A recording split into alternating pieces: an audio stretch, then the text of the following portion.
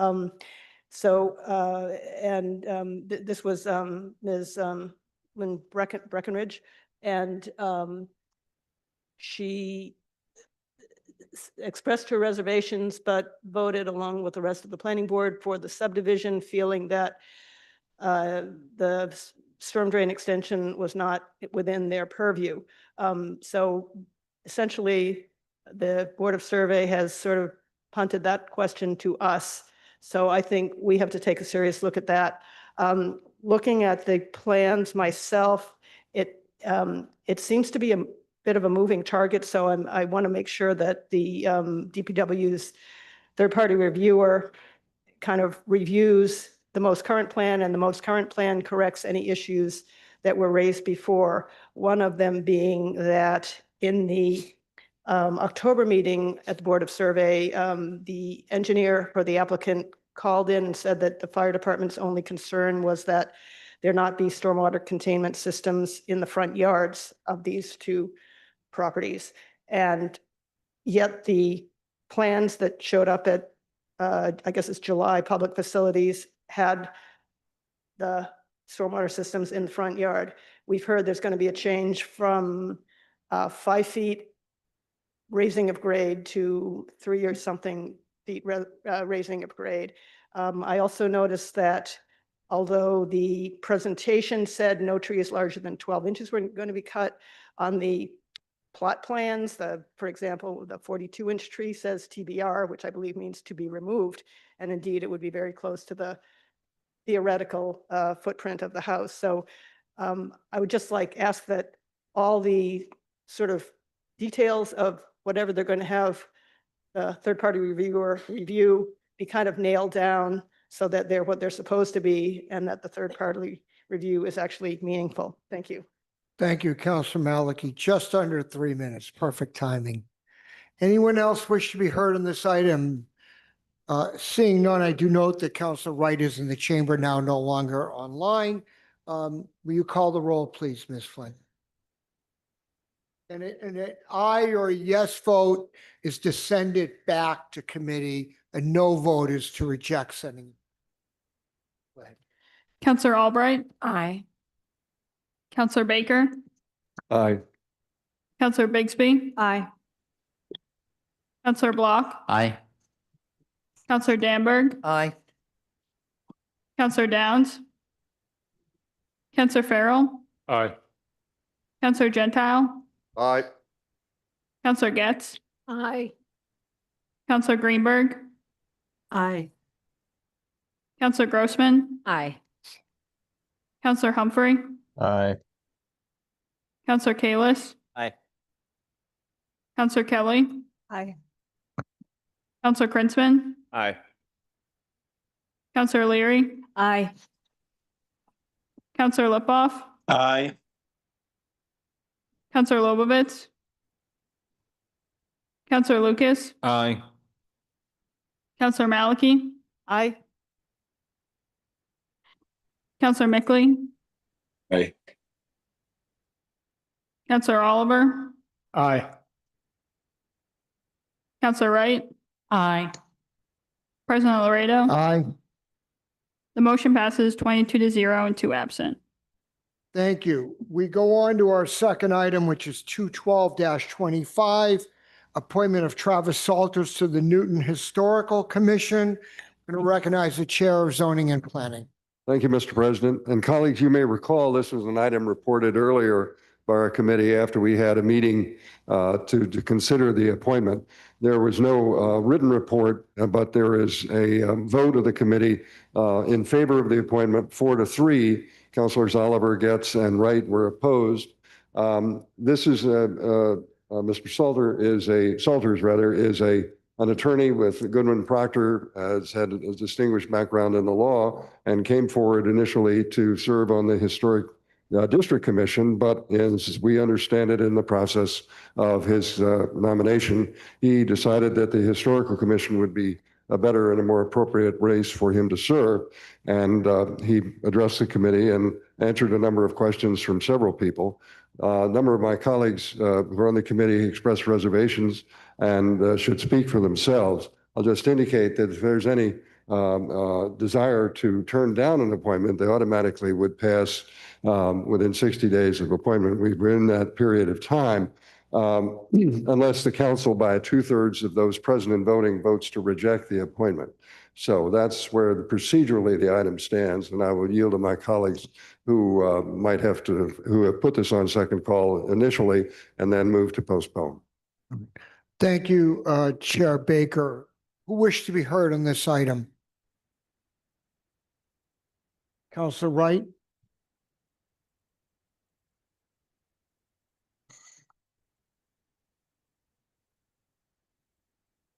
Mr. Salters, who's very personable, seems like a great guy. He's a lawyer with experience in merger and acquisition transaction. He's very smart, impressive resume. He brings a history of serving underserved populations in Atlanta, including exposing high school students to college and career opportunities, turning around poor performing schools and neighborhoods, coaching teachers and Teach for America and more. He has a track record of giving back to his community. In my opinion, Mr. Salters, with his experience and professional background, is much better served for any of the following committees that have openings: Newton Housing Authority, Community Education Commission, and Human Rights Commission. He would be an asset to Newton Fair and Affordable Housing Partnership, Newton Affordable Housing Trust Board of License Commission, Youth Commission Advisory Board, and others. Mr. Travis does not have experience in preservation. He did not request the Newton Historic Commission. He did the local one, and it was the mayor who recommended him to the commission. I believe Mr. Salter's talents would better serve our community if he were to serve on another committee. Since then, this issue appeared in one of the local papers, and Mr. Corey Bowen has applied to Newton Historic Commission and has over 20 years of historic preservation experience, including chairman of Winchendon Historic Commission, and was awarded Preservationist of the Year. I would like to see people nominated with experience or knowledge in preservation and architecture on the Newton Historic Commission. I'm also searching for more qualified people to serve on the committee. I will vote no on Mr. Salters on the Newton Historic Commission. Thank you. Thank you, Counselor Wright. Counselor Farrell?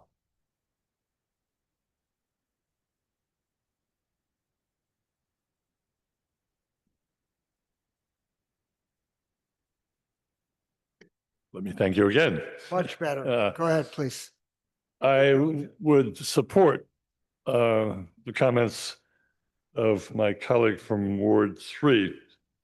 I met Mr. Salters. I think he's a very amiable and very capable person.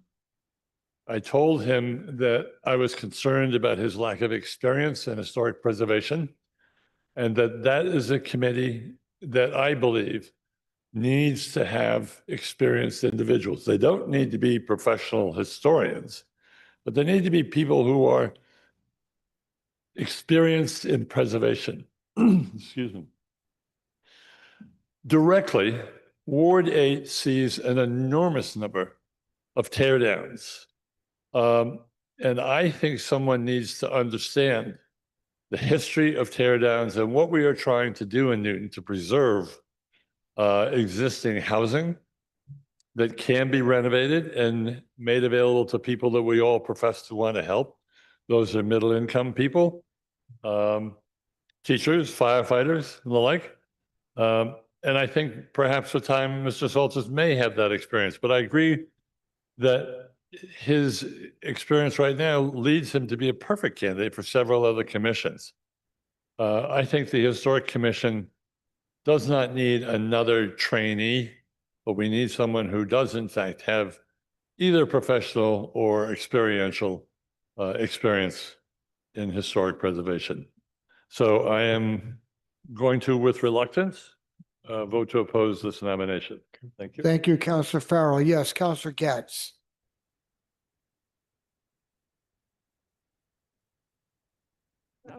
I'm just going to rise to speak regarding how I felt in committee. I am very concerned what's happening with the Historic Commission. I've seen an attrition of people that either have personal knowledge or even academic training in historic preservation. And I know that Counselor Albright had brought up that staff speak to the specifics of historic material for specific sites. But what concerns me most is the level of conversation within the actual Historic District Commission meetings. People in prior years, there was a substantive conversation that led to even educating the other members of the commission with regard to the rationale and the reasoning behind why it is important to consider that specific site for historic preservation. So, and this has been a long time coming. And I feel as if it's important for us to put people on the commission that actually support the long-term vision of historic preservation in Newton. Thank you, Counselor Getz. We've been joined by Counselor Lobovitz online. Anybody else wish to be heard? Counselor Lucas and then Malik. Thank you, Mr. President. I want to associate my comments with those who spoke before me on this particular item. I will join them in voting no on this particular appointment. I do just want to read one thing into the record.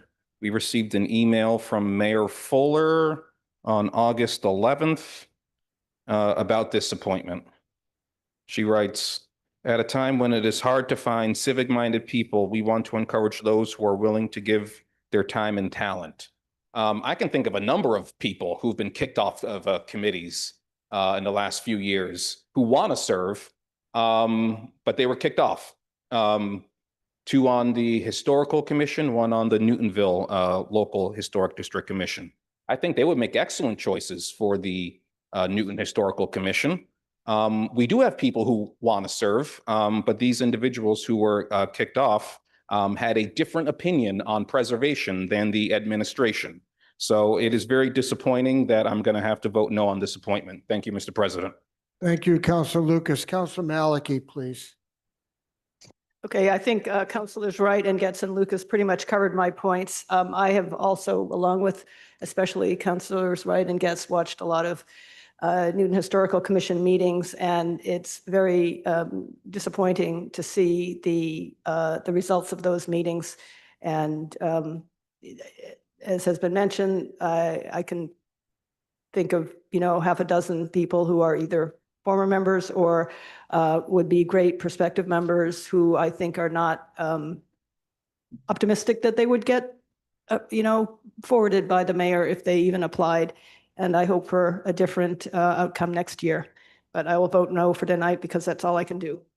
Thank you, Counselor Maliki. Counselor Albright. So I just feel like I need to relate a story that happened in the Historic Commission back some number of years ago, when one of the members of the commission was discussing at the house on Chestnut Street, that a historic house on Chestnut Street that was the sisters who owned the house were trying to preserve it, not tear it down. They hired an architect who is well known in Newton, is an expert in historic preservation. And it went before the Historic Commission several times. And finally, on the last time, the experts on the Historic Commission said they didn't like the portico over the side door and rejected the plan in the renovation of this house to preserve it. And instead the house was torn down. So, I mean, sometimes the experts don't do the right thing either. And I think this man has an interest in historic preservation. He lives in a historic house. And I plan to vote for him. Thank you, Counselor Albright. Anyone else wish to be heard on the item? Seeing none, I'm going to ask the acting clerk to call the roll. A yes or an aye vote is in favor of this nominee. A no or a nay vote is against the nominee. Go ahead, please. Counselor Albright, Aye. Counselor Baker, Aye. Counselor Bigsby, Aye. Counselor Block, No. Counselor Danberg, Aye. Counselor Downs, Counselor Farrell, No. Counselor Gentile, Counselor Getz, No. Counselor Greenberg, Aye. Counselor Grossman, Aye. Counselor Humphrey, No. Counselor Kalis, No. Counselor Kelly, Aye. Counselor Kritzman, Aye. Counselor Leary, Aye. Counselor Lipoff, Aye. Counselor Lobovitz, No. Counselor Lucas, No. Counselor Maliki, No. Counselor Mickley, Counselor Mickley, Aye. Counselor Oliver, no. Counselor Wright, No. President Laredo, Aye. the motion passes 13 yeas, 10 nays, and 1 absent. All right, thank you very much. We move on to our last item of the evening. This was chartered by Counselor Block last time. This is 177-25. It's a request to allow 3 single-family attached dwellings at 790 Watertown Street. Counselor Block.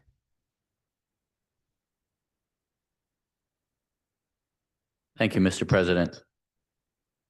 At the June 17 meeting of the Land Use Committee, the petitioner presented his plan to demolish the existing building at 790 Watertown Street and construct 3 single-family attached dwellings. After the planning department made its presentation, Chair Kelly invited comments from the public. We heard from Danielle Alvin Back, who lives at 10 Elliott Avenue on the northwest corner of the intersection. She testified that she and other neighbors were concerned about how the proposed plan would affect the safety of the intersection. She went on to describe some of the accidents that have occurred at this intersection, including how on 2 occasions vehicles crashed through their fence and ended up on their lawn. She concluded her remarks by asking, and I quote, "How are we going to improve safety at this intersection, and is there a possibility of installing bollards at the intersection to protect pedestrians?" I found Ms. Alvin Bach's testimony unusually relevant. I'd read the prepared materials from the developer and from the planning department, and I did not recall anyone mentioning the safety of the intersection. I asked myself, how can we make a determination about whether this plan will have an adverse effect on the neighborhood if we don't discuss the safety implications of the project? Several counselors on the committee had suggestions regarding the project, so we voted to hold the item. I was relieved because I anticipated that the planning department would have some information and ideas at our next meeting regarding the safety issues raised by Ms. Alvin Bach.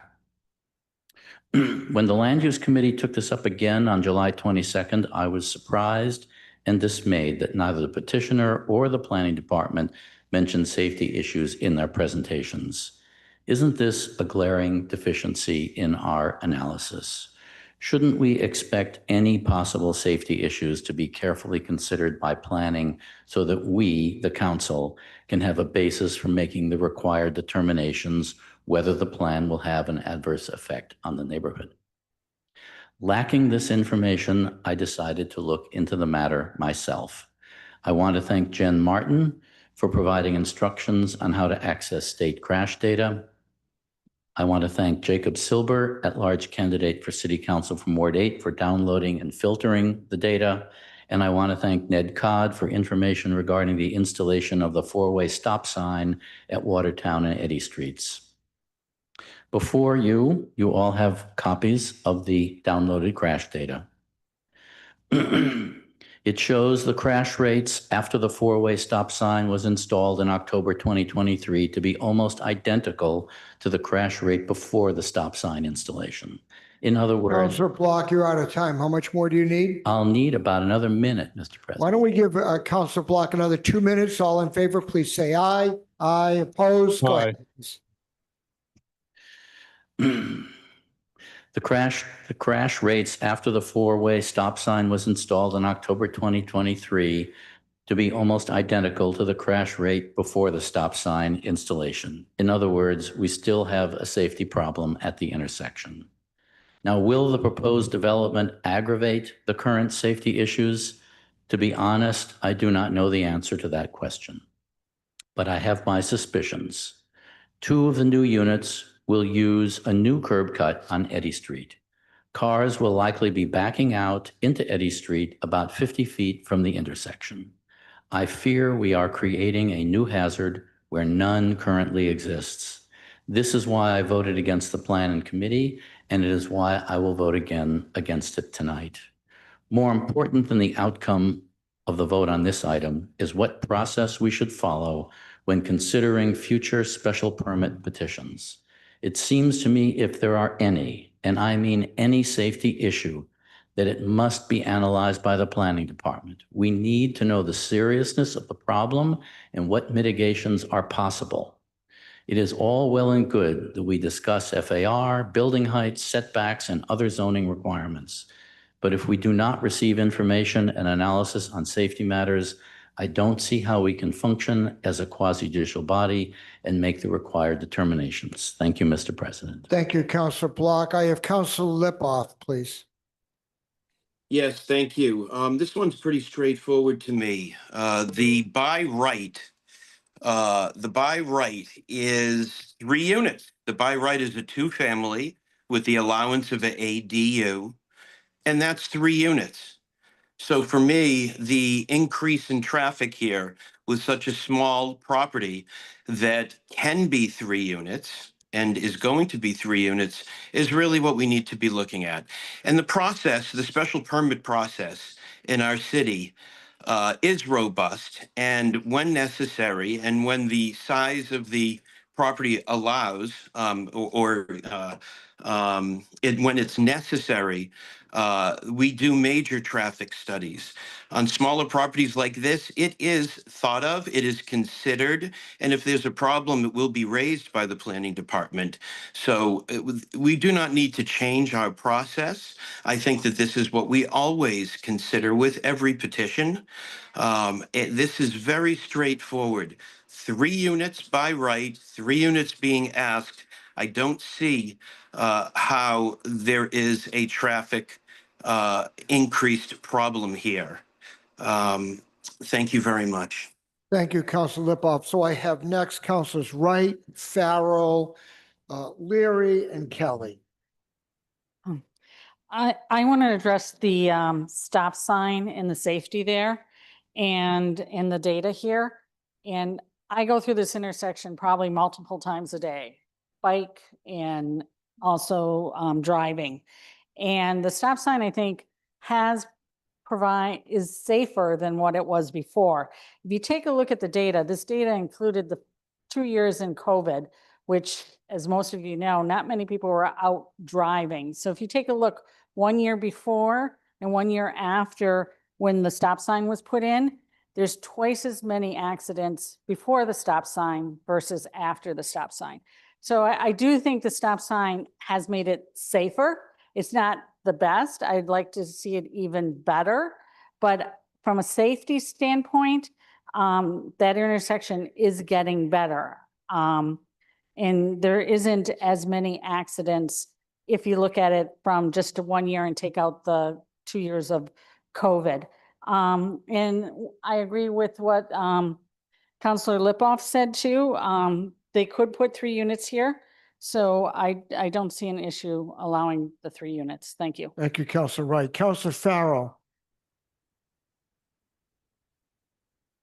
Mr. President, I first of all want to thank our colleague from Ward 4 for consistently reminding us about the importance of traffic issues on all developments and how they impact us in a city that has terrific traffic issues.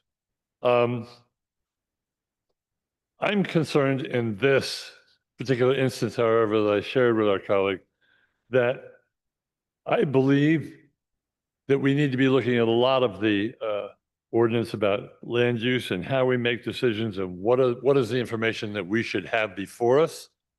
And that we get trained appropriately to do that. In this instance, however, I believe the developer responded to all of the reasonable requests as they are currently stated. And I'm pleased to hear that the efforts at this intersection have improved. But I think it's important for us to consider this as a land use issue in some instances, and we should define those instances when traffic becomes an issue about what does it do to the quality of life in a neighborhood. So I'm going to vote in favor of this at the moment, but I hope that we will consider all of the land use considerations at some point in the near future before the new term begins. Thank you. Thank you, Counselor Farrell. I have Counselors Leary, Kelly, and then Lucas. Go ahead, Counselor Leary. Thank you, Mr. President. I completely agree with my colleagues who have spoken thus far regarding this Lipoff, Wright, and Farrell. And I want to commend Councilor Block for his due diligence and attention to this important matter, because it is something we should always be thinking about. However, this is a small project with 3 units that could be built by right anyway. And I don't think it's the responsibility of small developers or homeowners who want to build a home to deal with traffic issues. That's really the city's responsibility. And that's something that we should be looking at diligently all the time. And especially this budget season, we should look at increasing our budget for traffic calming. So I will be voting in support. Thank you, Counselor Leary. Counselor Kelly, then Lucas. And we've been joined by Counselor Mickley, who's now here in person rather than virtually. Thank you, Mr. President. I'll be brief. I support what Counselor Leary said and who she supports, starting with Counselor Lipoff. I think we always do consider traffic and safety issues on every land use decision we make. Absolutely. In this case, as has been said, this could be 3 units by right. It could be 2. This would be, if it was 2, it would be 1 additional unit. There are 2 curb cuts. This data shows me, as Councilor Wright pointed out too, that since the stop signs were installed, it is a safer intersection with fewer crashes. Sometimes asking for data on these small things really just feels like a delay and derail tactic to me. And I think we should be as cautious of that as we are of being careful that we're considering safety issues when we proceed. I will be voting in favor of this. Thank you, Counselor Kelly. Counselor Lucas. Maybe I get the last word. First of all, I want to thank Counselor Block for the data. I'm also going to ask him to show me how to access the state crash data on the state's website, because there's some other things going on in Newton that I'm interested in looking at. But I'm going to vote for this item. I agree with Counselor Lipoff and Wright and Farrell, Leary, Kelly. You know, you all hit the nail on the head. Nail on the head. So I'm all set with this. I'm going to vote yes. All right. Anyone else wish to be heard in the item? Seeing none, will you call the roll, please? And a yes or an aye vote is in favor of this petition. A no vote is against it. Go ahead. Counselor Albright, Aye. Counselor Baker, Counselor Bigsby, Aye. Counselor Block, No. Counselor Danberg, Aye. Counselor Downs, Counselor Farrell, Aye. Counselor Gentile, Counselor Getz, Aye. Counselor Greenberg, Aye. Counselor Grossman, Aye. Counselor Humphrey, Aye. Counselor Kalis, Aye. Counselor Kelly, Aye. Counselor Krinsman, Aye. Counselor Leary, Aye. Counselor Lipoff, Aye. Counselor Lobovitz, Aye. Counselor Lucas, Aye. Counselor Maliki, Aye. Counselor Mickley, Aye. Counselor Oliver, Aye. Counselor Wright, Aye. President Laredo. Aye. The motion passes 22-1 and 1 absent. So colleagues, we are adjourned from the formal council meeting. We are going to go into a committee of the whole chaired by Chair Albright, Public Facilities presiding. Chair Albright will invite members of the DPW inside the rail if they wish or at the podium, whatever they'd prefer. It's her call. We will not be taking any further votes this evening, and we will not go back into full council session. Can I suggest we take a 30-second stretch to let everyone get into their seats, and we'll go from there. Thank you.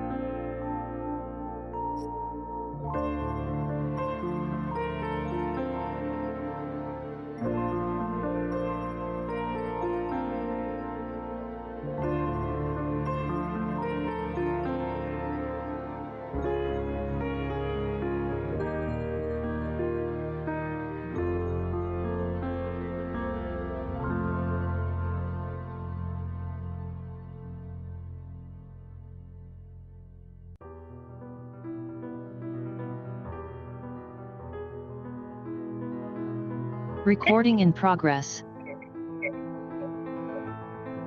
Okay, everybody, I think we should start again.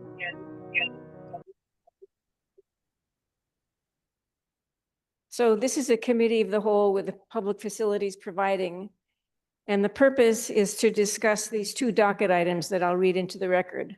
103-24, update on planning and construction of Bullow's Pond Dam. Councilor Albright, on behalf of the Public Facilities Committee, requesting update on planning and construction of the Bullow's Pond Dam. And 418-24, Her Honor the Mayor requesting a discussion of the Bullow's Pond Dam Rehabilitation Project and preferred safety design. So the reason why we're having this meeting, we, as President Laredo said, we have met many times in public facilities. Looks like it's 4 times, and had very deep discussions on the dam and on all the issues surrounding it and all the plans to fix the dam. At the last meeting, we were getting closer to being ready to vote. And the suggestion was made, how could we possibly send this to the full council and let them know how to vote on it if we don't get everybody else up to speed on all of the machinations and all of the issues that we have learned about in public facilities over this past year. And I know that public facilities discussed it in the prior term as well. So the suggestion was made to have a committee of the whole to bring everybody together and hear all the details and have you have a chance to ask questions. And so that's why we have DPW people here. I'm going to let Commissioner Sullivan introduce her colleagues, and also as well as the consultant who will give us a presentation. We'll go through the presentation, and then I want everybody to feel free to ask questions. So Commissioner Sullivan. Good evening, counselors. I'm pleased to introduce Jim Nickerson, a consultant from GEI Consultants, who brings extensive experience in planning, evaluation, and design of dam projects. With your permission, Mr. Nickerson will provide a presentation on the Bullow's Dam Rehabilitation Project. Following the presentation, Mr. Nickerson, along with Utilities Director Tom Fitzgerald, City Engineer Alfredo Vargas, Lou Taverna, who is joining us virtually as a former city engineer, and myself will be available to answer any questions you may have. Thank you. Okay, if you don't mind, if you would like to come up here and give the presentation from here, then everybody can see your face instead of your back. And I'll go down and sit there. So you've got control of the slides, right? Thank you. Thank you, everyone, for allowing me to speak before you here tonight. A little louder. Is that better? Okay. So we'll go through, I guess what I'm trying to go through today is sort of the background as to what the issues are at the pond, the steps we've taken to look at alternatives, and then I guess some alternatives we're considering. So the city is under an order from the Office of Dam Safety to repair the dam, to bring it up and to meet current regulations that the state has for the dam. The primary issues that have been identified as being deficient are the primary spillway is undersized for the spillway design flood that the dam needs to be able to pass now. It will lead to an overtopping event, and because it's not armored, that may lead to a breach of the dam, causing more flooding downstream. A couple secondary issues to consider too are the woody vegetation that's grown all along the downstream and upstream slopes of the dam are in violation of the state's requirements for dams currently. And there are some minor masonry repairs at the low level outlet and in the spillway itself that needs to be addressed. Sure. Just wanted to provide a bit of an overview of the dam. It's on Dexter Road. There's a good chunk of the road that actually is the dam. It's an earth embankment dam. It's about 200 feet long. There's a primary spillway, which is made of a concrete weir with a concrete overflow section that sends water underneath the bridge that crosses Dexter Street. The structure itself has a concrete core wall in the middle of it that's intended to help reduce seepage through the dam. And then there are 2 low-level outlet pipes. They're 24-inch diameter pipes that can be used to help drain the pond, usually for maintenance type operations. It's a cross section through the dam. On the right side is the reservoir, the pond upstream. Most of the dam is the earth embankment section, as I said. And then there's that concrete core wall represented in blue, which is down on top of the bedrock. And you can see schematically there, it sort of reduces the water that's seeping through the dam.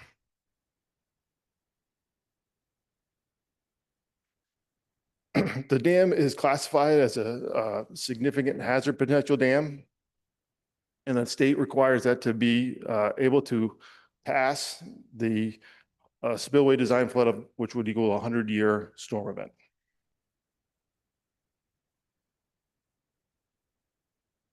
We've done a fair amount of looking at the dam evaluations, including starting with hydraulics. We wanted to independently evaluate the hydraulic capacity of the dam. We've developed a hydraulic model to look at, how much rainfall we get in the area, how that hits the ground, how it runs into the pond. That's impacted by things like the slope of the surfaces, the type of surfaces, whether or not they're pervious to absorb some of that water or impervious, so it would make that water run a little faster. So all of those things get incorporated into our hydraulic model. Next slide. The 100-year rainfall based on the data set that's out there is an 8.8 inch rainfall event, which would occur over a 24-hour period of time. That's the requirement the state would have us design this to. We ran two different models. One was a one-dimensional model, and the second is a two-dimensional model that looks at the topography a little bit more detailed. We ran those. The 1D model is a simpler one, and then the 2D gets a little more complicated. But in the end, they both showed about the same thing. On the graph on the right, you can see the water level in the pond. The two different lines represents the two different models, which match pretty close. But you can see the dashed line at the top shows the dam crest. So we have a period of time when that water runs into the reservoir, builds up, and then starts to overtop the top of the dam. So when it overtops, that's a failure mode that we're really concerned with. That's an overtopping failure leading to a breach of a dam is really the most frequent cause of a dam failure for earth embankment structures. So what happens, water comes over the dam, you can see in the top image. Once it starts to come over, if we don't have any hardening of the structure or erosion protection, it starts to move soil particles.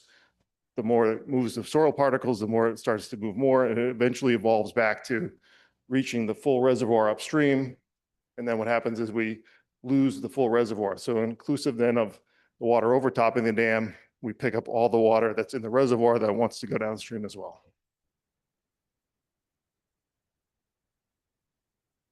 Some pictures from the downstream side of the dam showing the woody vegetation. This is a pretty densely, treed dam slope.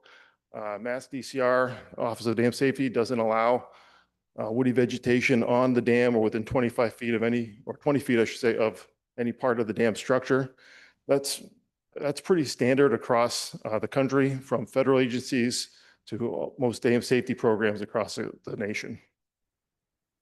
The tree roots themselves, find their way deeper and deeper into the dam. They start to create little loosening of the structure.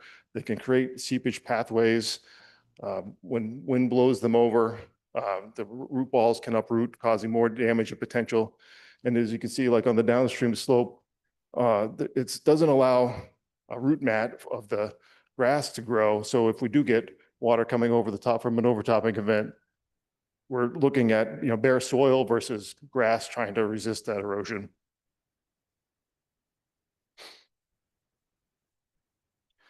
So as we went through an alternative evaluation process, our really primary goals we're trying to look at, can we increase reservoir storage to help retain this flood? Are there ways we can increase the spillway capacity so we can send more down so the dam itself doesn't overtop? And then lastly, if it does overtop, what are our options to try to resist the erosion and not allow us to breach the dam with an overtopping event that would reach the reservoir? with all the alternatives we considered, we did have to keep in mind at the end, the Office of Dam Safety is going to have to approve any proposed repair. We would have to submit a Chapter 253 dam safety permit, which gives them really the final say to review and agree with the project. Oh, can you go back? So, as we go through the alternatives process, we start with the do nothing scenario. That's always an option. In this case, we moved past that fairly quickly since it doesn't comply with the order the city's under. We looked at an option to remove the dam. That's another option we typically look at. That would obviously lose the impoundment itself, to then create a non-restriction for water entering Bullows Pond. We'd have to have a pretty significant removal of the embankment itself, which would be Dexter Street. So that would either remove the roadway or need to be a larger bridge structure. We looked at potentially dredging the pond. We did some probing in the pond. We found there was maybe about 6 inches of sediment. Removing the sediment doesn't really help us in passing the design flood. As we take that sediment out of the pond, the water level would drop about the same 6 inches, but there's water always feeding into the pond. And so that water level is controlled by the weir. So within a few weeks, a month maybe, that water level would be back at the same level. And when the spillway design flood were to happen, we wouldn't have any extra capacity at that point.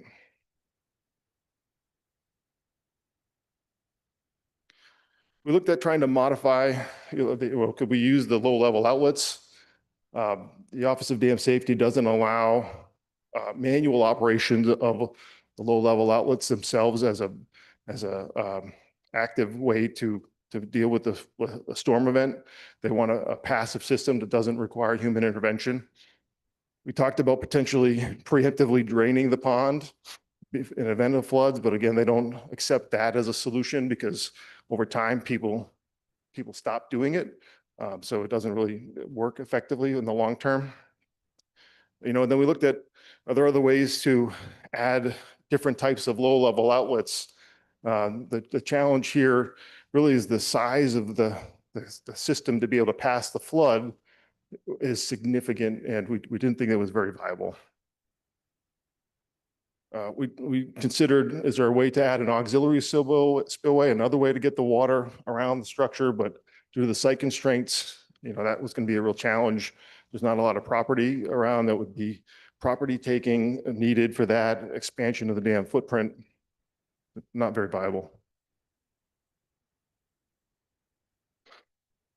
We considered, could we enlarge the primary spillway? Can we get more flow through that?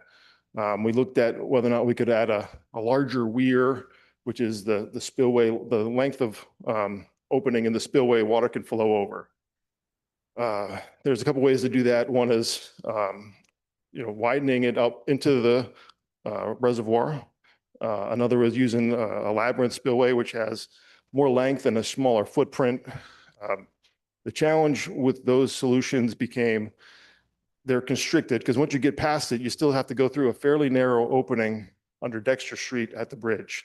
So to make it more functional, that would need a much wider bridge. So it became a bridge replacement project and a pretty substantial project. So we didn't see that as being the most viable solution.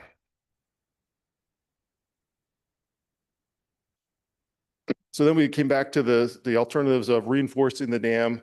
So in the event it does overtop, we wouldn't have erosion on the downstream side of it, and we wouldn't cause ultimately a potential breach of the dam. So there are a few solutions there that we considered of ways to do that. Ultimately, we originally tried to do it in a way we could argue the downstream slope wasn't part of the dam anymore to keep the trees. The Office of Dam Safety didn't accept that in our discussions with them. But we have one solution, which is a sheet pile wall. The second solution is a modified core wall. And a third solution is a overtopping protection design. I've got more slides on those, so we'll talk a little bit more about those in a few minutes. And then lastly, we had some consideration of whether or not we could raise the height of the dam to hold back more water. That was a challenging with the site constraints. It would have, we have currently about 2 to 3 feet of overtopping predicted. So we need to raise the dam at least that. But once you raise it, that level goes up because the water then still keeps rising. So at the current elevation, only 3 feet of water go up, but then it relieves itself because the water is going over the dam. The more you raise the dam, the more you're trapping more water, not relieving it, so that you can chase it. So I'm estimating we'd have to raise it between 4 and potentially 8 feet, which really impacts the surrounding streets.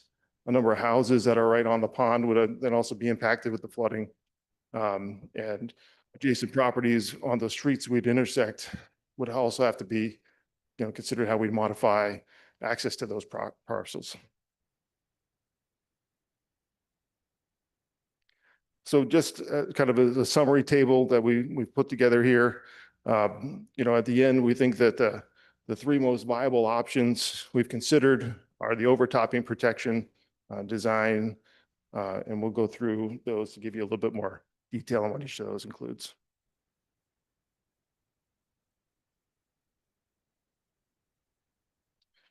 So we'll go through, like I said, the embedded sheet pile wall, the raising the core wall, and a downstream overtopping slope protection project. We have discussed each with the Office of Dam Safety in their discussion with us. They've indicated that they would review any of those options as being potentially viable. They'd want more detail. They want to make sure we demonstrated how these would be stable during and after an event. And in our discussion with them, my feedback was, I think that a couple of them would be more challenging to prove to them that we would have good stability, but we'll go through those. So alternative one we're talking about here is the embedded sheet pile wall. In plan view, it's that yellow line that's a little zigzag. We looked at putting it on the downstream side of the crest, kind of all around the sidewalk area. And it would need some, we call dead man anchors, and we can show those at maybe the next section in cross section. So the sheet pile gets driven into the ground. It could be cut off so it's buried, you don't see it. And then we restore the ground at the top. We'd have to put in, we believe, these dead man anchors to help provide some lateral stability to the wall if it has to serve in the capacity we're looking at it. If you go to the next slide, as water overtops the dam, this would essentially be designed so that water, if it did overtop the dam, would have the ability to erode any of that soil in that gray area downstream, and that would go potentially be washed downstream. And so you're left with the steel sheet pile with the dead man anchor holding up the rest of the structure, surviving this kind of storm event. It's got to retain the earth that's left in the embankment plus any water pressure during the storm. And then you can see one of the keys will be, we've got a flexible structure that's trying to hold back all that earth. So we need a couple of points of lateral restraint on it.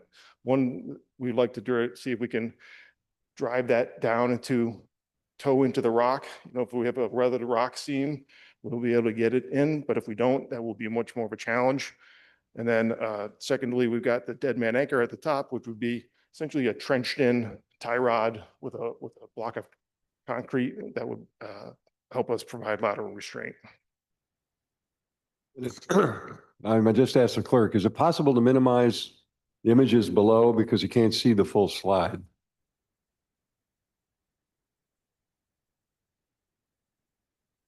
Thank you.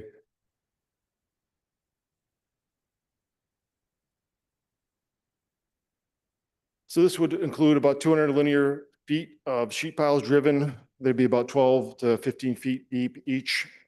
We'd need to have a dead man anchor system, like I said, that would require excavation up a top into the road and restoration.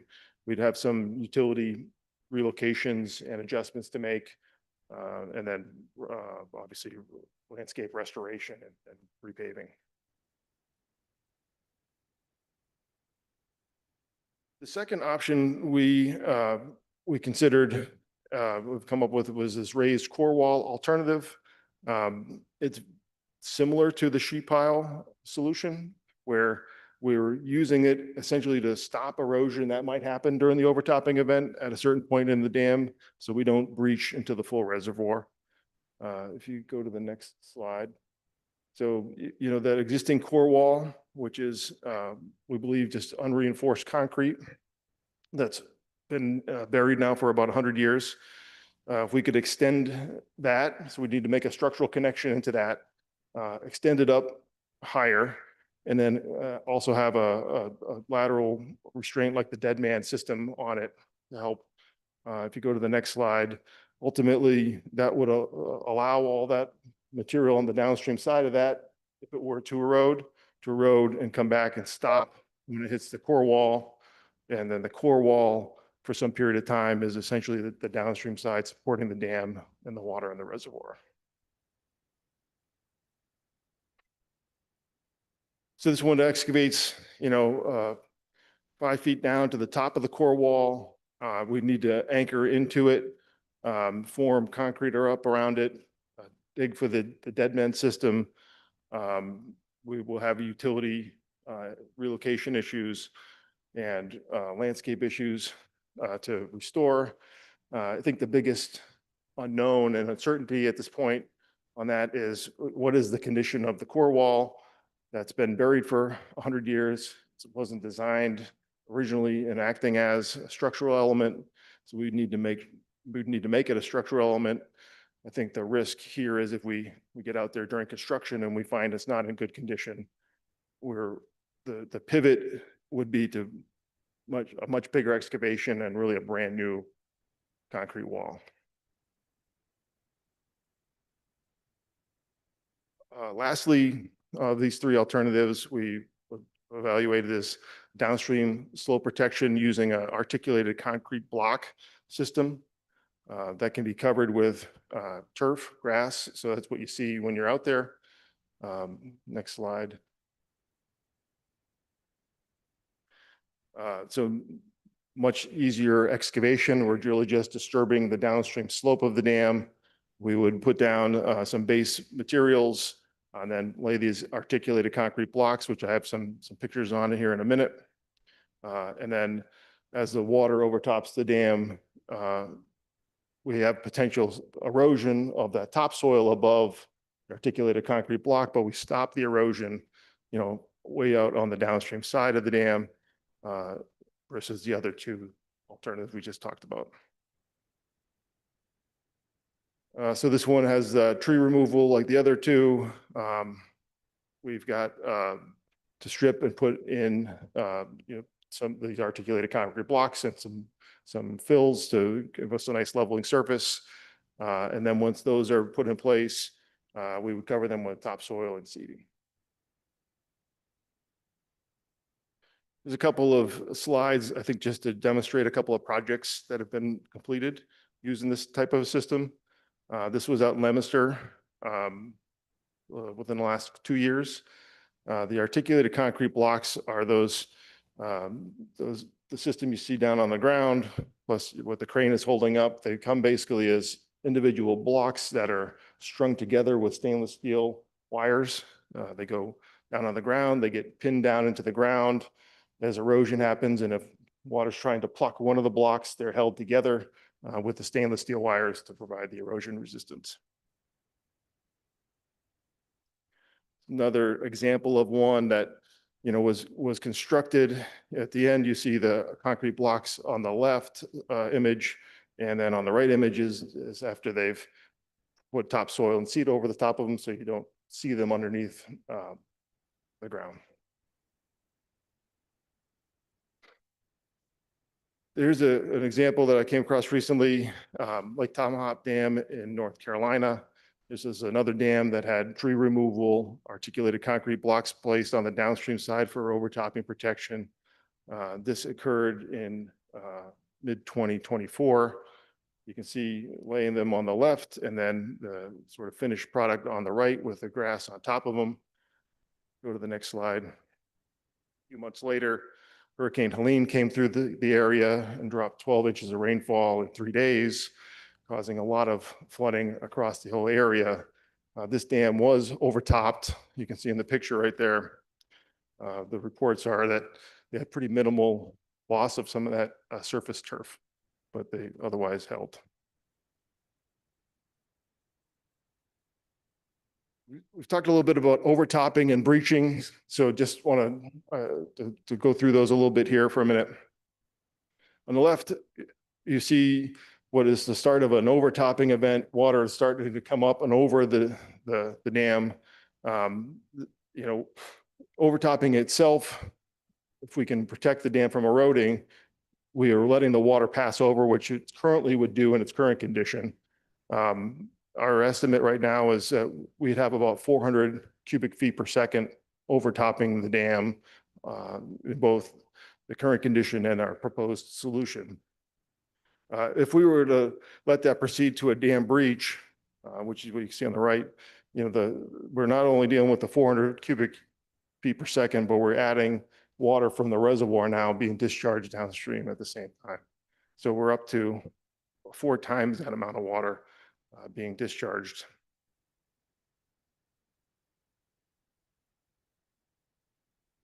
This is a map showing the areas of overtopping inundation. So in its current condition and its proposed alternative, with any of those 3 alternatives we've proposing, we don't change this. We have some flooding that comes down down the streets. We're on the order of a foot to a little over a foot in some areas with the overtopping map. Go to the next slide. This is a slightly larger footprint you see. You know, if we allow the breach to occur, that area expands somewhat and the flooding levels go up to about 2.5 or so feet.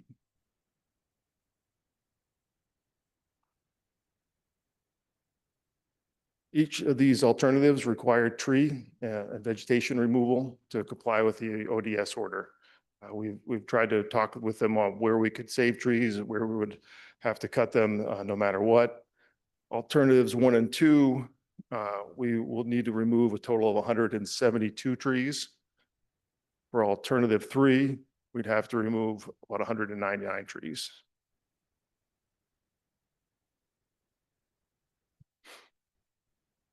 This is a map showing the tree removal plan, which would, you can see the gray areas. Those are areas just on the downstream slope. We worked it out with ODS, what the exact limits of the dam were. So as we propose something, we've got their agreement that we're as tight as we can be on what is the dam.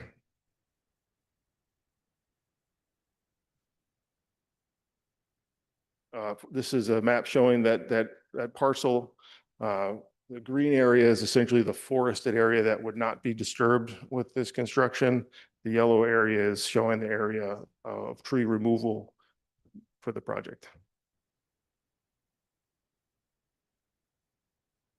City's Parks and Rec staff went through and started to develop some restoration planning where they could plant some trees or do some other landscaping improvements as part of this project.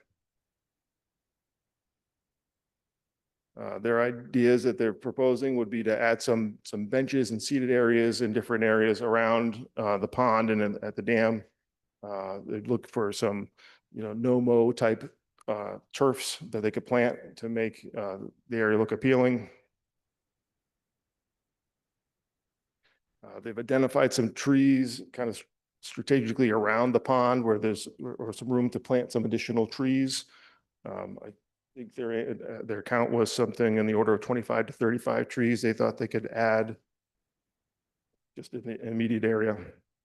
And then kind of a broader area, I think their count was up to about 200 to 300 trees of the image to the right, a little bit more broadly spaced out from the dam itself. It also includes some repairs to sidewalks and some curbs that might help some erosion in some locations going down towards the pond.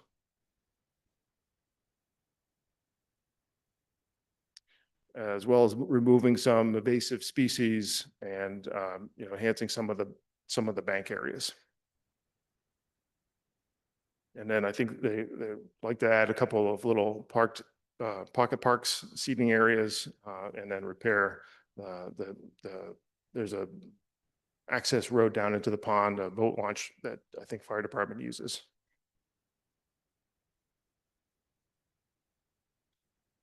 And there's the location of a pocket park that they're considering.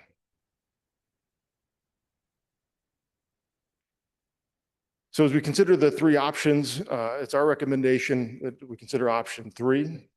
I think the benefits to option 3 is, it's effective for dam safety and for protecting the dam with minimal erosion for the long-term performance of the system. It has the least impact on the road, on the neighborhood right there than the other two. It stops that scour right at the toe of the structure, as opposed to letting that scour work its way back to either the sheet pile wall or a new core wall, which would require for the long term the city to go back in then and do repairs if one of those events were to occur. Office of Dam Safety has seen this solution and they've used it themselves. They've approved other projects that use that type of solution. There are risks with option 1 and 2. Can we demonstrate stability of the sheet pile wall? Will we get good rock embedment? Those are unknowns. Similar with option 2 with the core wall, is the condition of the concrete going to be in good shape? Are we going to get out there and we'll come back and say this project went from X to add $8 million to it because we need a massive change to make it functional? Those are things I think that make me as the engineer less certain that I think that has a lot of risk to it. So that's why I think option 3 is a preferential solution.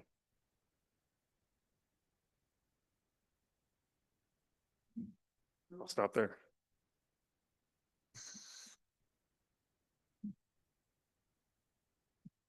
Thank you very much for that presentation. And now it's your turn. Councilor Kalis. So, thank you. I mean, I've been in all the public facilities meetings, and I'm still learning, which this was a great presentation, so I thank you. Can you just clarify options 1 and 2? Why would we remove the trees? That's the one where it's the steel pile and the concrete section that you're elevating.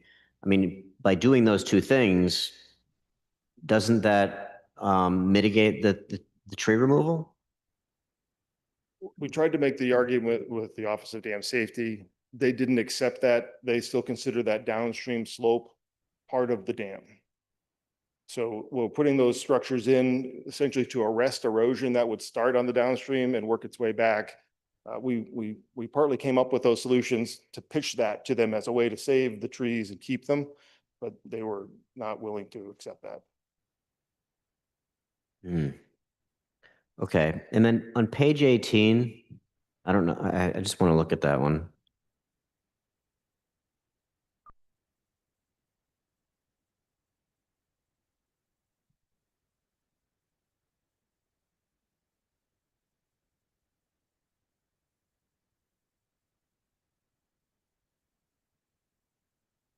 I guess when you say that they wouldn't accept that, is there any going back and forth? There's no discussion. They just say we don't accept it and that's it.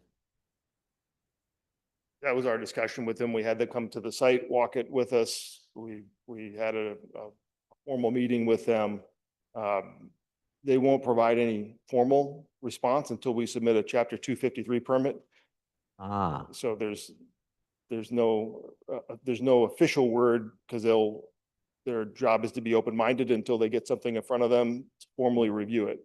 Okay, so they just don't like the idea. Okay, so on this one, page 18, so this is either the sheet wall, again, I'm focused on the sheet wall or the increasing the concrete section. Why would the downstream erosion occur if the sheet walls is high enough? Because, well, the sheet wall wouldn't stick up, so it's not a dam raise situation. It would be below the grade. It would be buried. Oh, I see. So it's not a barrier per se Correct. above okay. All right, thank you. Yeah, thank you, Chair. Yeah, before I'm going to questions, just want to sort of take a step back and share some perspective with broader council from those that might not have been part of all the discussions on this. First, a thank you to the Bulls Pond Association for all their work and helping to educate the public on this issue and advocating and making sure this place is a great spot for all. I think the goal of all of us is to minimize the damage to the natural environment and to maximize safety for residents, and to do both those things together. And I think our first and foremost responsibility is to think about how to do that and how to be responsible to residents. And one of the concerns I have with our general approach here is being too focused on a check the box exercise, what the state is asking us to do, and not focused enough in preventing damage and danger to residents downstream. And if you look at the maps that you showed, I think it's on slides 34 and 35, that show the difference between an overtopping event and a dam breach event, I think it highlights pretty clearly that both scenarios are catastrophic. And there's more numbers in a map that you shared with us in a previous meeting where the breakdown is bad in both. So on Harvard Street, for example, the depth above roadway in just an overtopping event, which is what the proposed solution would allow, is 1.7 feet. In a breach event, 2.4 feet. Both are catastrophic, both are bad. You know, the breach is clearly worse, but to me, both need to be mitigated. On Newtonville Ave, the difference is even closer. 1.1 feet in an overtopping event, 1.6 feet in a breach event. So to me, if we go forward with a solution that does damage the natural environment, but does not protect residents from any catastrophic scenario, we're taking something away from residents without serving them, and thus we're failing them. So I think that's sort of where I start philosophically in our responsibility. And then I think about the state mandate and this idea that we're mandated by the state, we need to do it.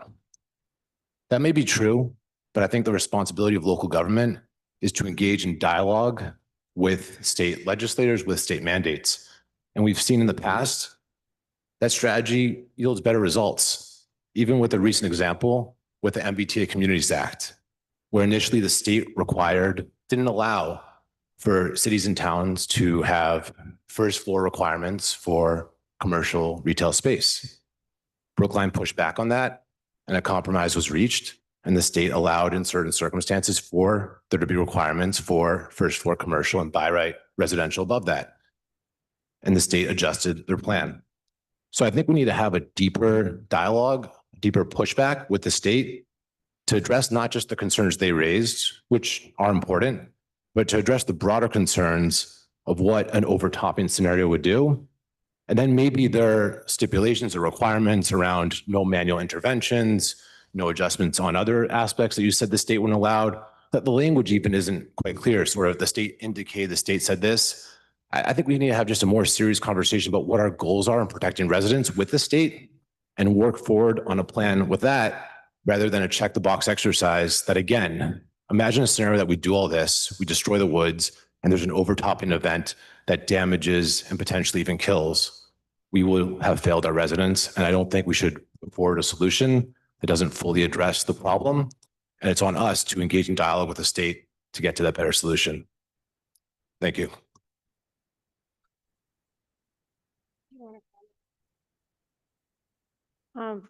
Commissioner, do you want to comment on any of the downstream flooding issues? Because you mentioned something in your Q&A. You said you listed a bunch of things that we're doing. We are systematically addressing flooding across the city, including Newtonville. It will take time and funding to correct all of the issues within the city in terms of drainage.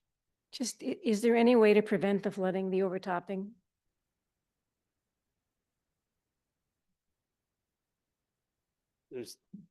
I don't know that I think it's a very practical solution, but to raise the dam, but I think you got to then look at the impacts flooding the other way, right? Because you stop flooding from going downstream, but you don't allow, you allow it to back up in the pond, which impacts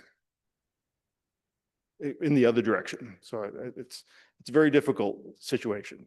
Yeah, and I guess my thought process here is, what ideas can we put forward that would actually deal with the overtopping risk, including pumps that may be manual, that maybe the state indicated are not allowed, but maybe if we push back and show them these maps, they'll say, well, that actually makes sense. And maybe you've had those conversations. Maybe we just need to be a little more assertive in how far we push them.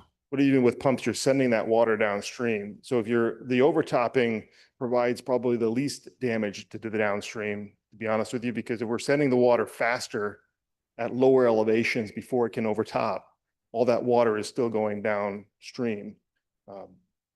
If we hold it back till it gets to the crest and then allow less of it to overtop, then that's right now the best throttle to that. Yeah, and I guess I'm suggesting pumps before an overtopping occurs, so that you have that water before a flood, before a rainstorm, pump water out of the pond so that you don't have all this water all at once. Again, that's just one suggestion. I think we could think of more as well.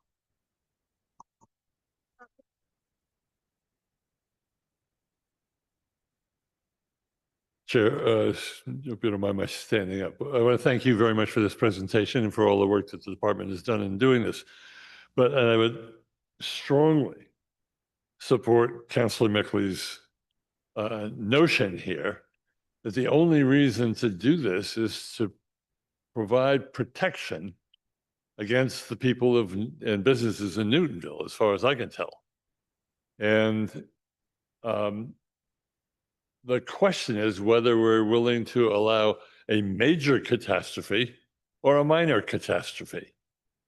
And I don't know how many buildings and residences and buildings and infrastructure are involved in this pink diagram, as opposed to is it a blue diagram for the lesser catastrophe? But if you've got a foot of water going through this area, and you've got, what, 450 buildings, plus businesses, plus infrastructure, plus Newton South High School, I'm no genius here, but to fix any of that damage at $75,000 per unit, all of a sudden you're talking about some serious money. You know, $50 million. And $50 million to fix the damages of a flood, of a minor catastrophe, doesn't seem to me to be outrageous. And what it costs to fix the problem of a major catastrophe is unbelievable to me. I believe in climate change, and I think this is going to happen. My question is are these three proposed remedies, which all of you professionals agree will allow for an overtopping between 1 and 2 feet of water, that will create this scenario? Is there nothing else, including the pumps that Councilor Mickley refers to, or other situations, where we might have to spend $20 million to protect those homes and businesses and the high school and the roads and the infrastructure? Because we're all going to pay for this anyway. This is going to happen. I agree with you completely. This is going to happen, unfortunately. I wish that the majority of people in Washington agreed with that and would give us all some money to help fix this problem. But I just don't understand why these are the only three options where we say, yep, it's going to happen. And I would like to see financial modeling for what this costs. And I believe we can do that. I'd like to see financial modeling for what the pink disaster costs. And when we start getting over $50 million a year, why are we sitting here saying, well, we can only spend $3 million to fix it, or $10 million to fix it? If we need to spend 25 million, we should consider doing that if it becomes a problem instead of a minor or major catastrophe. Thank you. Counselor Leary. Thank you very much, Madam Chair. So I appreciate the comments of my colleagues already. I think our thinking has evolved over the decades in a lot of areas, including stormwater management. And I'm wondering, since I've been on the committee and listening to this for the last 7 years, I'm not sure that the Office of Dam Safety is necessarily always on track with everything here. I think there's room for us to look at things a little differently. I know in terms of stormwater, our thinking has evolved over the decades, and actually improving the health of natural areas and especially healthy forests are one of the best management ways for stormwater and water management in general. And that we haven't really taken advantage of that. And I say that because I'm putting this in the larger context of how we manage stormwater and keep people safe in general. So that's one thing. So, removing all those trees, I question that in the long term. But I also, we've been looking at the model of Arlington, of course, the Arlington Dam. And I'm not sure I got a great answer about why the eye wall, which is interlocking sheets of steel and like this Z shape, and it's topped with a concrete berm. And it sounds very similar to part of option 1 that we were looking at, but it kind of goes to the top. It's described as the house and the foundation. So this is the structural integration. It's very durable. It's long lasting. It's resilient. And when Arlington did this about 10 years ago, I think it was 20 years ago. Oh, okay. Time flies. 20 years ago, they were able to reduce the number of trees to be removed. Initially, I understand it was in the thousands, or at least 1,000 trees. Maybe Councilor Malachy knows the exact number, but they ended up removing 155 trees, which is a huge reduction. Why? It seems to me the city is looking at the most inexpensive way to do it, and also the least disruptive to the neighborhood. I understand that, in the roads. But at this point, I'm thinking that we have to look a lot more closely at these other alternatives. It's very important to the community to have a safe dam, and also to minimize tree loss. So I think, can't we do both? Can't we really make an effort to do both and put more resources into that? So that's my question, is why is the Arlington model off the table, it seems? I would defer to the Office of Dam Safety. I think there was a Public Facilities Committee meeting that they participated in. That question was asked. The best response I think they got to the group was, it was a different administration, different set of rules that have changed over time. I can't speak for them as to why they would allow that. I don't think that was a good answer Now, what I've been involved with. that they made, not you. Lots of communities across the state with similar issues.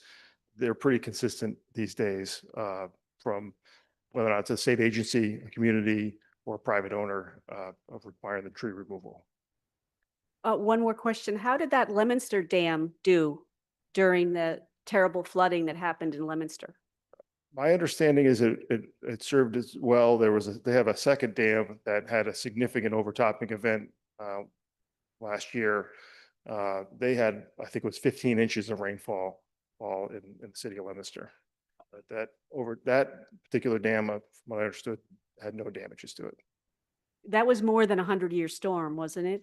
Was 15 inches, was that in like over 24 hours, or was it 2 days? I think it was in like 12 hours. 12 hours. It was very focused from what I've heard. And they're kind of in a valley in Leominster. That's right. Thank you very much.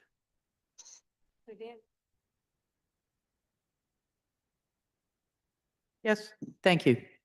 A question about option 1, where it involves the installation of the sheet piles that are 12 feet deep.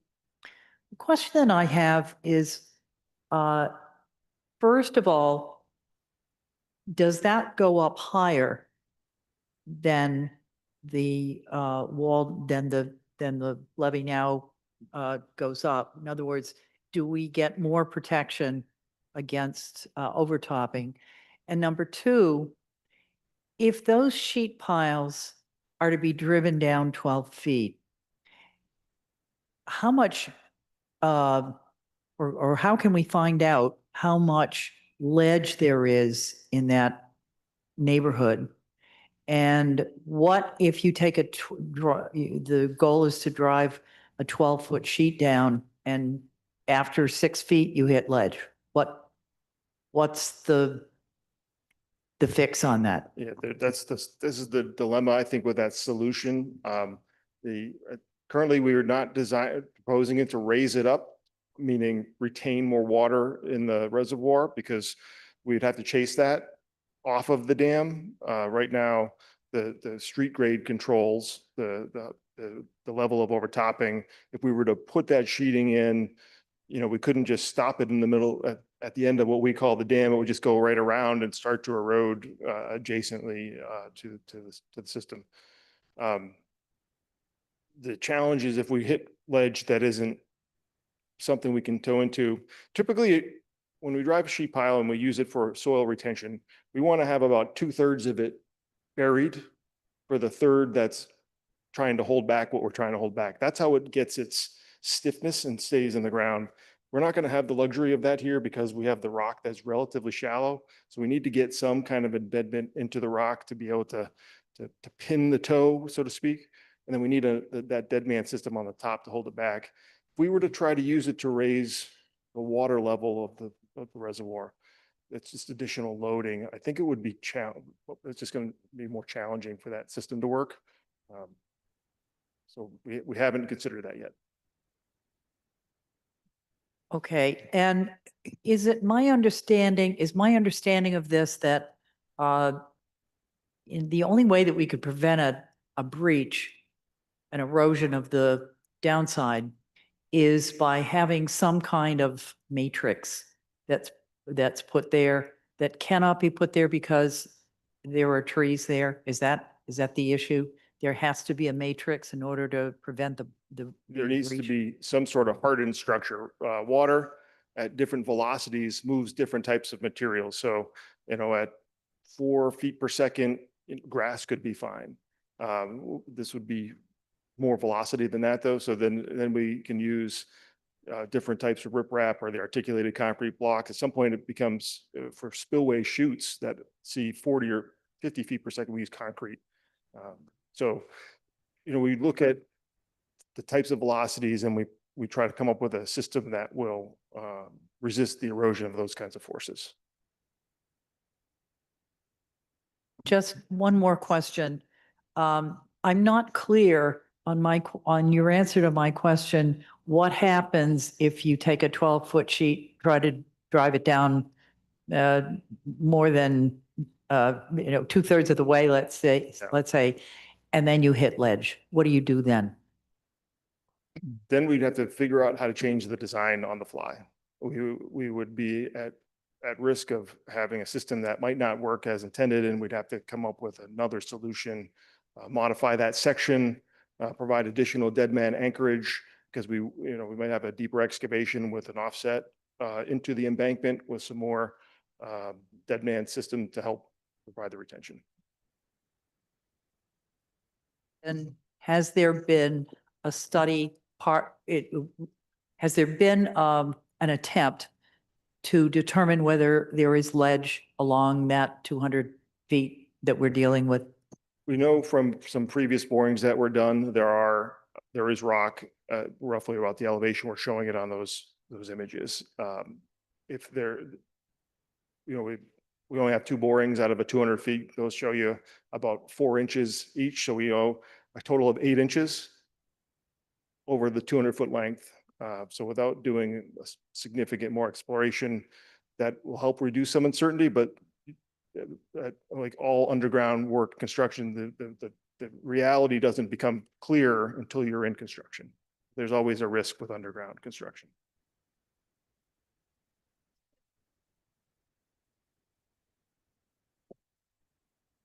Thank you. So, it seems to me that while the Office of Dam Safety has identified what it believes is a safety issue, and by the way, the Office of Dam Safety, state agency under DCR, handful of employees, right? It's a small office. So we're really talking just a few people who are making policy here, which is fine, but I do think we need to put some context. This is not some huge agency that's doing this. It's a small group of folks who presumably have a fair amount of expertise in that. They've identified a problem, which is important. But the real issue, it seems to me, is regardless of whether the dam is breached or the dam is overtopped and holds, the whole purpose of this entire exercise is not to preserve the dam per se, but to prevent or greatly reduce destruction downstream. That's really what we're getting at, right? Okay. And it seems to me that so far we've done no studies whatsoever as to what can be done to expand the culverts, to improve the stream depth, or any other measures that would help reduce the downstream harm, regardless of whether the dam is breached or not. Is that also right? Leave that to the commissioner to. And I understand, Commissioner, that you've been given some direction as to how to pursue this too. So I understand you're operating in a constrained environment here.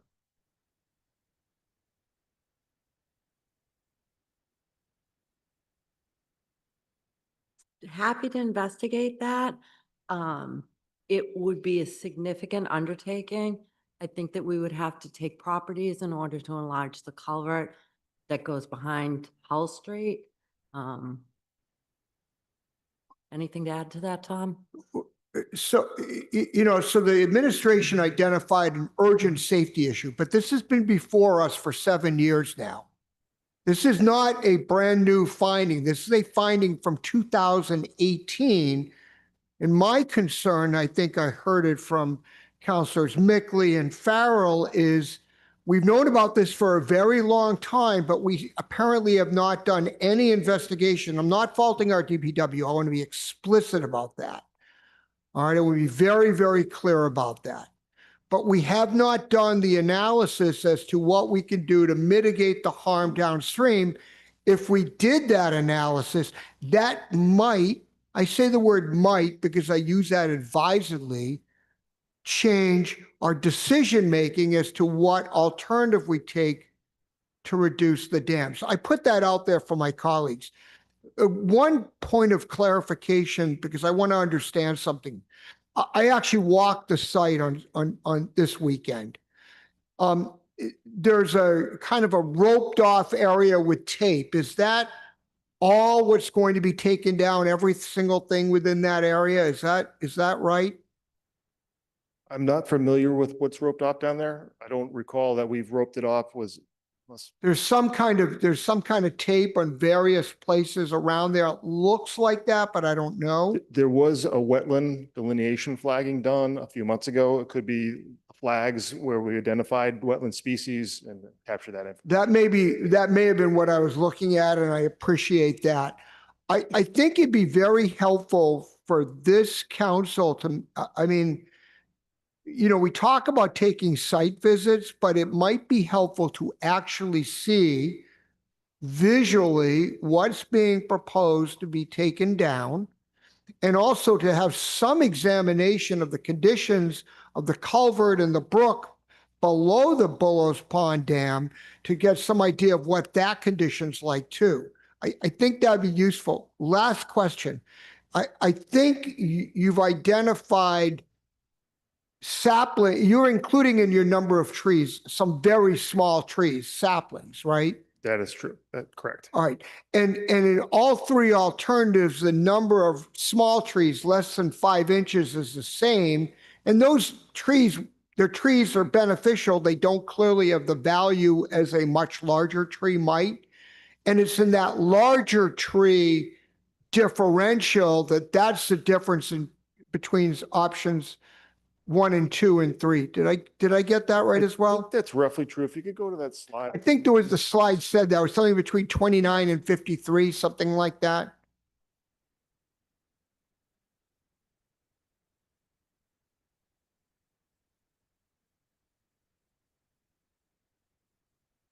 I think it's that Yeah. one there. Yeah.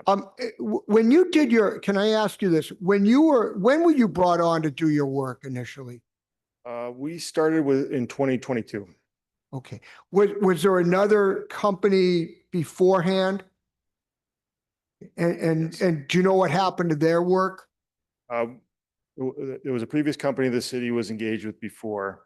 I think the way that the RFP went out on the street for public bidding, and it was posed as a new set of, eyes to have different consideration. And Commissioner Sullivan, when was the prior company, when was the relationship terminated? 2021. And you came on board, what, 2023? 2022. 2022. So there was a gap of what, a year or so between the two entities? I wouldn't say it was quite a year. It was about 6 months. We engaged GEI in February. And was there some reason that there was a delay from when you were brought on board to when you came before us for the first time? No, there was just work that we were doing, working with the city. We had a number of meetings. We met with the Bullis Pond Association, some of their leadership a few times, just as part of that process of. And when was your first meeting with the Bullis Pond Association? We met them on our first site walk, kickoff meeting, and then we met them, that later that fall after we had a chance to give some consideration, do our own hydraulic study, some of the geotechnical explorations we did, which were looking in the pond itself for sediment probing And that was starting what, to brainstorm. 2022 or 2023 or That would have 2024? been, I think, fall of 2022. I think we started in late winter, early spring 2022. And so it's 3 years later now that that at least the administration has said this is an urgent problem that must be dealt with, right? Okay, thank you.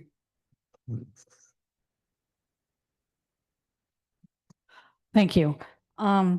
So the dam's about 400 years old. Has it overtopped in those 400 years? Not that I'm aware of. I think in its current configuration, it's about 100 years old is my understanding. And the reports are that it has not, although I think there are some reports that it's been fairly close to the crest. Okay. And this is maybe to the commissioner. So I think a year or two ago, and Councilor Mickley would know very well, the library flooded.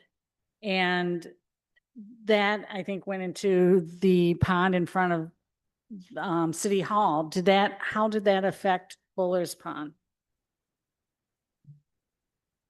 We got 3 inches of rainfall in about a half an hour, I believe, and it did increase the water level in Bullo's Pond. It did not overtop Okay. during that event. Okay, and then we do dredge the pond here in City Hall, but do we ever dredge Buller's Pond? And if not, why not? We have dredged Bullo's Pond back sometime in the 90s. We have not. There's 6 inches of sediment. We wouldn't dredge for that. Okay. One of my concerns is the removal of the more mature trees. And we haven't had a 100-year storm where it has overtopped. In any of these solutions, it's going to overtop. But the city council, we get emails that say, oh, my neighbor cut down 2 trees in their backyard and now my basement floods every time it rains. Trees just suck up all this water and prevents flooding downstream. And so now if we remove all these trees, even though we're not getting overtopping, they're absorbing so much water. I would think that we would have more flooding downstream and people's basements would be flooding and streets would be flooding. And it'd be more of a normal occurrence. Has that looked into at all? I would say, as we model the storm, we look at the grass covering as a type, it doesn't materially impact because it's a relatively small area relative to the footprint of, the area that's getting rain at the same time. But grass does not absorb as much water as rain, not even close. And I mean, when people's backyards are not that big and, you take out one tree, it affects a whole much bigger area. Councilor Maliki might know the data specifically, how much water one tree can absorb. And so I worry about flooding downstream more often, taking out so many of these mature trees. Thank you.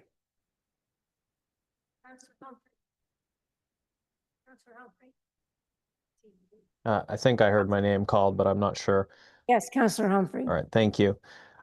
So as I mentioned to an earlier council when this came before us before, I've had a sort of lifetime personal interest in dam safety issues. My mother's side of the family was very involved in agriculture, irrigation engineering, and related issues. Dams can fail completely, incredibly fast from very small faults or points of damage. That is part of the discussion that I think has been a little bit undersold tonight in what it is that we're considering as potential scenarios here. We're not just considering the overtopping. Unfortunately, we've been going around and around on this for about 8 years with each other, with the state. I think I'm a little concerned there's a lack of institutional memory problem on this issue because of council turnover or staff turnover or people just not really remembering it as an issue between meetings. We on this council in my 3rd term are pretty close to where we were as a council in my 1st term when that council delayed action to try again with another consultant effort. I am also concerned about the issue that people have brought up, certainly about that the proposals before us now are still allowing overtopping inundation, but we're also sitting on a time bomb for the much more catastrophic scenario. And we keep arguing with the state about this, but I think in many ways we're not really understanding the point that the state is trying to make with us. The overtopping scenarios, they're still possible, but they're somewhat unlikely in relative terms, whereas there is significant concern about the dam itself completely collapsing based on the existing conditions of the dam. And that's the main thing that they're interested in having us mitigate, I think.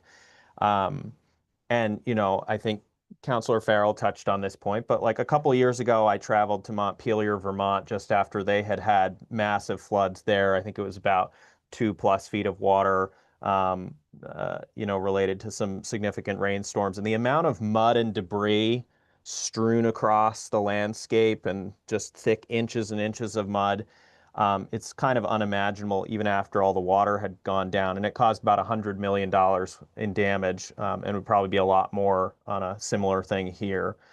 But I do feel compelled to comment on, I think, 3 of the comments raised by councilors, or questions raised by councilors Kalis, Leary, and Wright. So I think we need to be a little bit careful when we're talking about the impact or effects of trees, positive or negative, in terms of we don't want to conflate things. So it is absolutely true that the trees, vegetation, wetlands in general, whether upstream of a dam or downstream of a dam, help slow down the flows of water, and that's super important for flood mitigation. But the point that the state has been making this whole time, which has been my concern all along, is that trees in the dam itself pose an existential threat to the dam. Now, you might say, well, the dam's been around for 400 years or so. I think for a significant portion of that, they probably were being a little bit more careful with it. I think maybe the at somewhere along the line, some past generation not fully understanding the implications, allowed trees to grow into the dam where they probably shouldn't have been.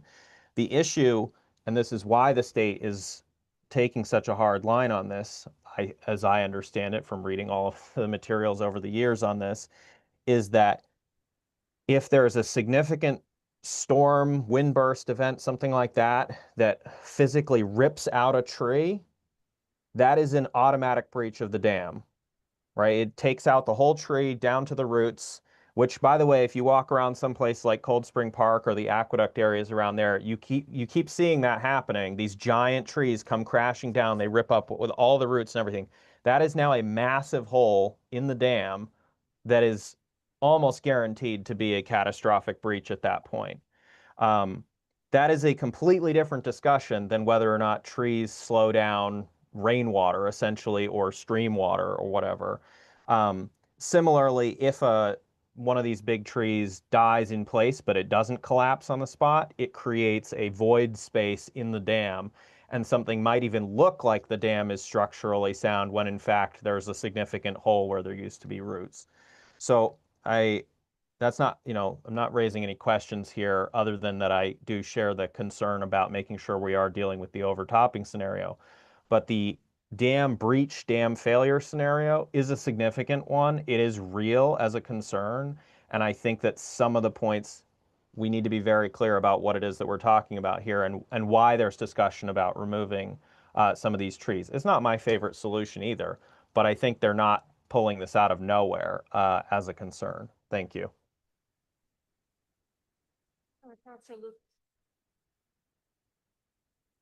Thank you, Chair. Mr. Nickerson, thank you for the presentation. I just want to echo one thing that Councilor Laredo said, and I mentioned it briefly in a prior item we discussed tonight. This is kind of like a land use petition. It's important to do a site visit.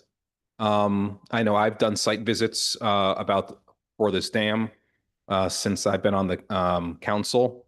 And Mr. Nickerson, I think you said you did a site visit with the Bolos Pond Association. I think I heard that correct. And you're nodding your head yes. Just wondering, when was that, and what did you observe? I visited the dam several times. One was when we first kicked off a meeting with the mic up. At the beginning of our work with the city early in 2022. I visited the dam just about every time I've come out to a meeting. I've often take a drive by it to take a look at it.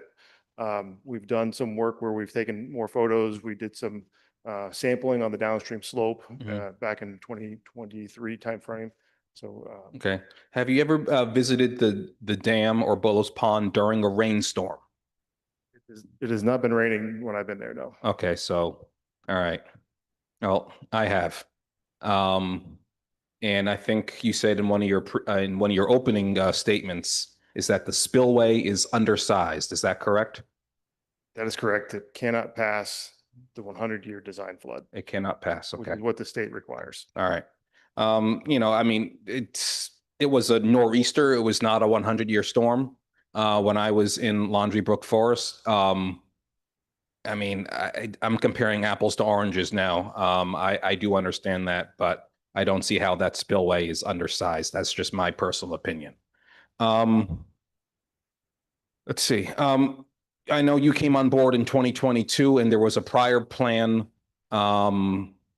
before you joined this project, let's just say. How different is this plan today, option 3, different from the plans that were being proposed in the past? The option 3 is similar to one of the proposed solutions from the previous consultant. As I Okay. understand it. And okay, well then I'm going to ask Commissioner Sullivan, what ultimately did we as a city, the city council, DPW, the administration decide with that prior plan? Was it ultimately rejected? Clearly it wasn't approved. The plan wasn't rejected. The request of the council was to go through an RFP process to hire a consultant. But the plan on the table was similar to what was being proposed, no? It was one of the options that was proposed. I don't believe they ever got to a vote on Okay. those. All right. Any So of the options. I'm sorry. Can you say that again? I'm sorry. I don't believe they voted on any of the options. The council did not vote on any of the options. No, So why was it dropped? it was at the request to hire a different consultant to look at other options. And we're back at this, where are the other options? I mean, respectfully, it's the same option as before. I believe the GEI investigated 9 options. 3 of the options rose to the level of acceptance with the state and were feasible. Okay, well, thank you. Let's see, can you just, Ms. Flynn, can you go to slide 12, please? I have there was something that was shared. I just want to go over it again. Number 12. There we go. What does MADCR stand for? Massachusetts Department of Conservation. Oh, and yeah. Protection, sorry. I just know it as DCR. I never seen it as MADCR, putting in extra letters. Thank you. So they are indicating that they would not approve a preemptive drawdown operation or manual operations. I think that's what Councilor Mickley was implying. Is that right? Nodding his head, yes. Thank you, Councilor Mickley. So it says they indicated, but I don't think we've heard that from them directly. And I would like to know why or why not. What is wrong with, bringing down the water level down so that when we do get that 100-year storm, the pond is lower and it won't overtop and it won't cause erosion. It won't breach. What is wrong just with that idea? Forget the Office of Dam Safety for a second. What is wrong with that concept? When I say they indicated, they specifically told us they wouldn't when we met with them. The reason is because what happens would be we need to rely on forecasts. So in forecasts, it's going to rain tomorrow. So we send the DPW department out there and we drain the pond. And then we get half an inch of rain and it isn't an issue. Happens again 3 months later, happen again 6 months later, happen again a year later. Pretty soon, people stop doing it. It doesn't look like it's a big deal. Operationally, we're left with a drawn down pond. Takes time to restore the water back into it. So I think fundamentally they don't like all the state agencies that I've interacted with, Rhode Island, Connecticut, Maine, New Hampshire. They won't allow anything that requires human intervention. And in some places, or gravity, for example, you've got to lift gates and things like that that could fail. So that's, and the state has basically said anything that would require human intervention, they wouldn't accept. Okay, but we're not talking about a generic rainstorm or nor'easter. I mean, we're talking about a 100-year storm. And I don't know how many 100-year storms we've had since this dam was built in the 1600s. I would assume a few. I don't know. I'm guessing.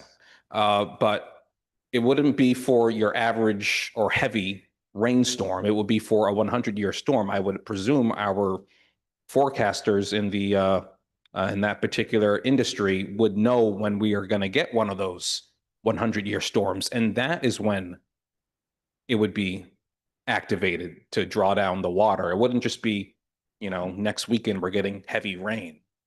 No?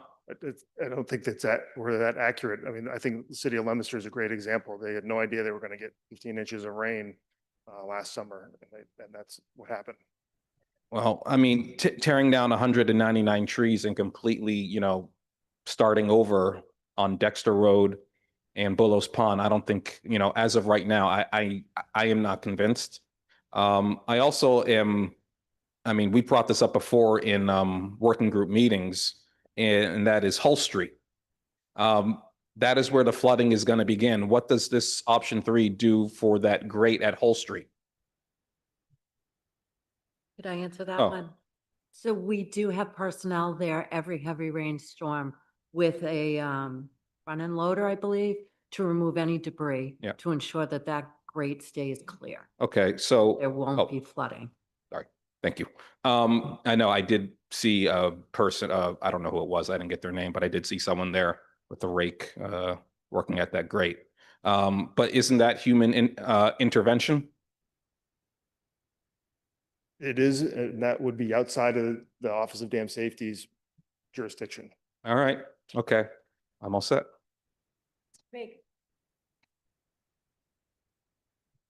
Counselor Baker. So my apologies to those of you who've lived with this a long time, but as I understand it, I just want to follow up on Councilor Humphrey's point, as others have made it, that the reason the Office of Dam Safety is concerned is that they view the dam as itself not successful in stopping a potential breach, that there needs to be reinforcement that will prevent the breach in a way that would cause downstream flooding of a catastrophic nature. That's what I'm hearing, correct? Yes, that's correct. Okay, so the question I'm trying to understand is that is the relative risk. We've heard the risk of overtopping is the one that's going to occur either way. That's what Councilor Mickley indicated. And I understand that. And he's saying that the damage done by either is so terrible that really it doesn't matter almost what we do because something terrible is going to happen. And we're satisfying the state for a risk that's one level catastrophe higher. What I'm trying to understand is the issue of the spillway cannot be expanded and that draws down the pond on a natural basis, but you have to have a system that is not human dependent. I was near Hurricane Irene in Vermont when it came through, and no one had predicted that it was going to come up into the inland of the area, and the degree to which the rivers rose and Brattleboro was underwater, and certainly parts of Woodstock and all of that area, if you know it. So I can understand why the dam safety folks are nervous about trying to predict when something is going to happen and what you can do to try and mitigate it. I guess what I'm trying to understand is that can we get a sense of the relative risk of overtopping versus breach? The issue of the trees, as I understand it, is because of the worry that they increase the risk of a breach on a natural basis when you get a heavy rainstorm or something beyond, because the pressure on the dam rises as the water rises, as I understand it. So what I'm trying to understand is the relative risk of a breach versus the overtopping, because an overtopping either way is going to be a disaster. But if the dam is made safer because of some of these measures you're talking about, so it doesn't breach, that's what I'm hearing the argument about, whether we should invest in that. But I wasn't clear that the solution being proposed is the best way to provide that. So let me just pause for a second and ask if you can respond to the question of relative risk of overtopping versus the breach. I'm not quite sure how to answer that question exactly, but let me see if I can be better at posing it. If the concern is right now that the dam is potentially unsafe or is unsafe from being breached because trees could cause some uprooting, as Councilor Humphreys indicated, some weaknesses in the dam, so a high level of water could cause a breakthrough. That's sort of the argument I'm hearing. There's an increased risk. I think that I do think what the dam has going for it, it's very wide, carrying the road across the top of it. So, the trees on the downstream slope, while they could overturn, could have root balls that are, digging roots in towards the deeper into the upstream. Those all create preferential seepage paths, which are the negative. I think on the size of the structure, the width of it, the distance from the upstream, I would feel like that would be a lower risk than a breach from an overtop. So, but I guess what I'm hearing is that you're really worried, and the project here is about a breach, not overtopping. Overtopping occurs either place, right? Yes. So I'm just trying to understand what are the risks that we're trying to assess for the breach, and that I'm not clear on yet, because that seems to be the justification behind the dam safety is concerned, right? Yeah, so it's the release of the additional water stored in the reservoir versus just the water that makes it over the top. So Yeah. if it goes, I think the one slide showed it was about 400 CFS cubic feet per second would go over the top on the current, in the proposed options 1, 2, and 3. And if we breach the dam, it would be about 1,700 CFS, so in a little over 4 times that amount. Okay, thank you. Counselor Greenberg. Thank you, Chair, and thank you, Mr. Nickerson. Could you put up the slide for option 3, please?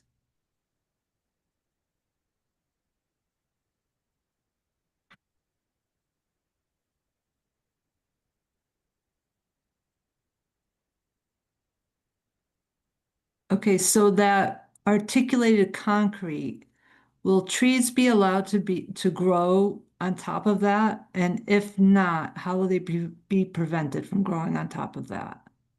They would not be allowed anywhere on the dam structure itself or within 20 feet of the dam structure, the slopes, the toe of the dam. There would have to be a grassed turf that would have to be mowed a couple times a year. Oh, so that would be grass turf like a lawn. And if any stray tree would start to grow, that would have to be removed. Correct. I see. And the city would maintain that. Yes. And would this be an open area for recreation? Would there be benches on there or anything Yes. like that? Part of the Parks and Recs group, as they were imagining, some restoration work, had proposed some potential benches and areas for recreation. Okay. That's my questions. Thank you. Counselor Oliver. Great, thank you. So I'll start by saying I'm not an engineer. I don't play one on TV and I don't want to. Way over my head in many of these cases, but I do want to pause and say thank you again for all the information that you've presented tonight. You answered a lot of the questions that I had. All this conversation is really interesting to me. I do have one question, and I think it builds off of what I've heard from Councilors Mickley and Laredo. And if there's a better way to phrase this, any of the engineers here, please rephrase it.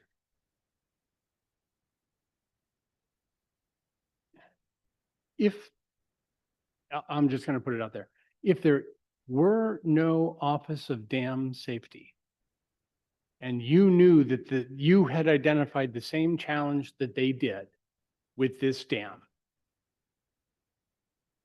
would you have designed any of the 9 options that are in these materials? And I don't necessarily want an answer to that yet, but I do want to know, is any one of those solutions the full solution that you would put forward, that you would feel is the right thing to do in its entirety? I think you're asking about all 9 options, put them on the table. Or maybe is there a 10th option? Do you understand what I'm trying to get at? Like, my question might be a little kind of off, but I am curious. I think I still end up at the option, the overtop and protection design with option alternative 3 as the solution. I think it gives you the most robust solution to protect the dam. And I am focused on the dam because I do think that's a more immediate threat than the downstream flooding, because it makes it worse. It allows the dam to not only be protected for the 100-year storm, but because it's armored, when a 200-year storm comes, it's going to be protected from that too. So it's I think gives you the most robust solution to stop the dam from potentially breaching. Great. Thank you for that. My follow-on would then be, would you do anything else downstream or upstream that might help prevent perhaps an overtopping in any way, shape, or form, or mitigate some of the challenges and the problems that are going to happen downstream if my able colleague to my right is correct, and this is going to happen. It's just a question of when.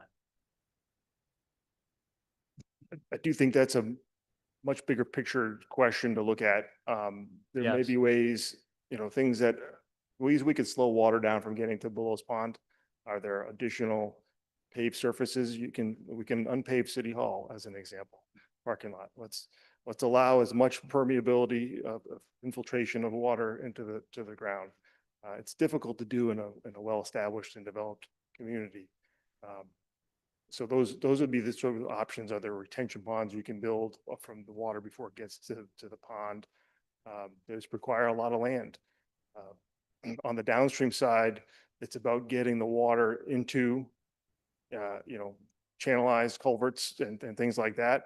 And the volume of water we're talking about, we are looking at this because the dam safety world is different than street flooding world. The street flooding world looks at 10-year storms, maybe a 20-year storm in some cases. We're looking at a 100-year storm. So the streets aren't designed for 100-year storm events. In cities that have combined sewer overflows, they've gone as far as making $1 billion underground tunnels to store the water solutions. These are extreme. Yeah, I don't see those right. being viable. Yeah, and again, I'm not going to hold you to the answer. That wasn't the point. But I think my point is there are other things that we should consider upstream, downstream. And it's not lost on me that the folks that, the relatively small department, the handful of people, right, that are looking at these plans and reviewing them, it's not the protect the whole city, the Office of Protecting the Whole City. Their job is to look at the dam, right? And our job is only in part to look at that dam. I would like us to be thinking about it more broadly. And at the end of this conversation, we're all, 24 city councilors here are going to be asked to vote up or down on a plan. And I think what I'm hearing from my colleagues is a part of that plan should be the dam, but not the whole plan, right? Hey, please, yeah. Something. I think it's important to note that we are in the process of redoing our stormwater infrastructure improvement plan that will look at the entire city and all of our stormwater issues and prioritize and address issues such as flooding and capacity. And then, what I heard in the conversation from Councilor Baker also then applies is, hey, if there's something we could or would do or would recommend or need to consider upstream and or downstream that would change recommendation number 3. Again, probably not something you want to answer on the fly here tonight, but to me, there's a logic there that we should chase to the bitter end. But thank you again. Counselor Getz. Thank you for the presentation. And thank you because this topic is pretty, it's a large one. And even us in public facilities has spent quite a bit of time with this and I'm still learning. So thank you. I'm actually curious about the structural integrity of the concrete core wall. Is there any way to assess that? Is there any sort of in the past or, I don't know of densitometry, any sort of way to actually make that kind of assessment? And is that possible to do? In a small way, we could drill explorations, borings down. We could core that. We would again see like a 4-inch sample of that in a couple of locations. So we could evaluate its, durability. If it's completely corroded and falling apart and breaks up in our hands as we take it out, that tells us something. If it's real concrete cylinder, we can break it, we can understand strength. but it's also an unreinforced wall. So that, thinking about how it has no structural steel in it. It has no structural steel in it. So it's a plain unreinforced concrete wall, we believe. And so the real challenge is making, even if it's in great shape, there'll be a fair amount of structural work to pin a new piece of concrete to that so they can all act as one rigid structure. Yeah. Okay.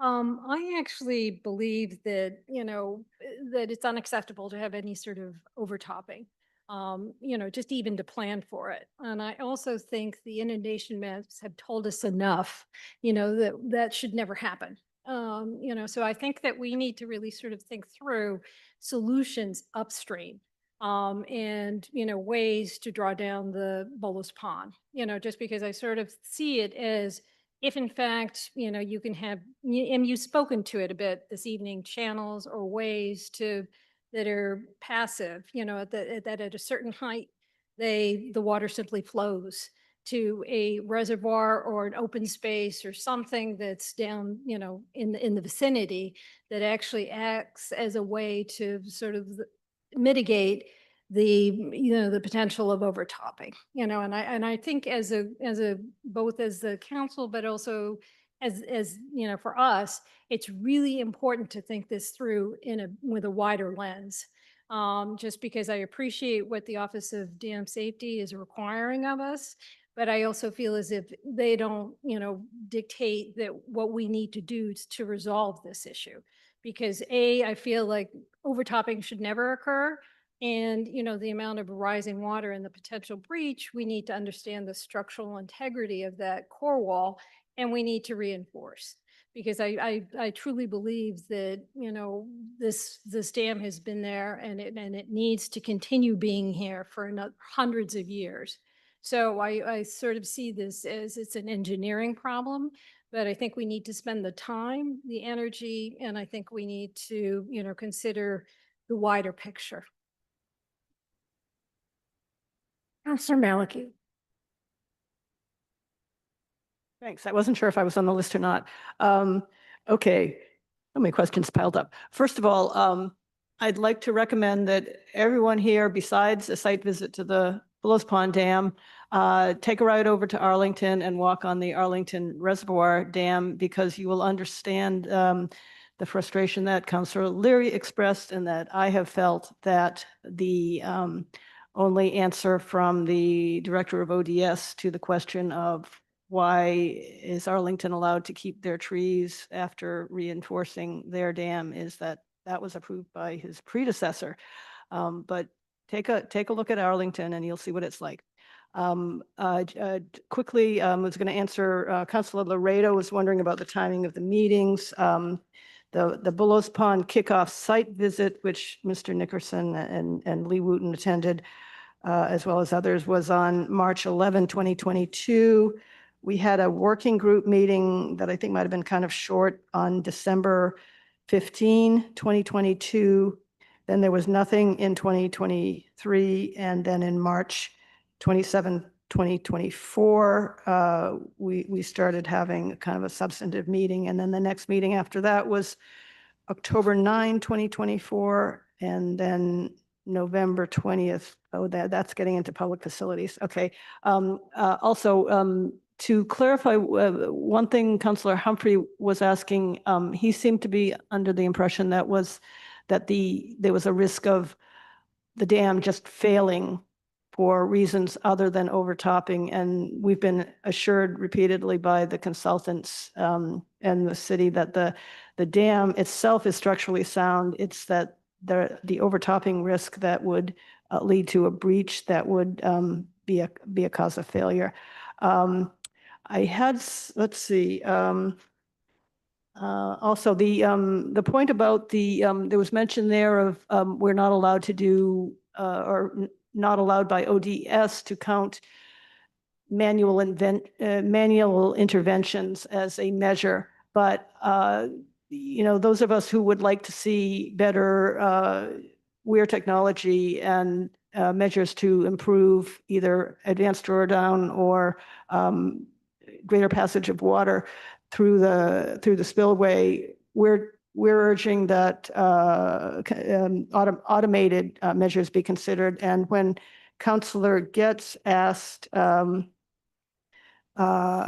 that at that was at the April Public Facilities meeting, Lou Taverna said, yes, as part of the rehabilitation, we're looking at some sort of automation of lower the process of lowering water. So if they're considering it, that's good news, and I'd like to hear more about that.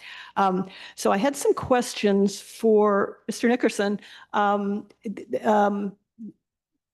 The more I look at this, the more questions I think of, and I realized there were a couple of things I wasn't sure about.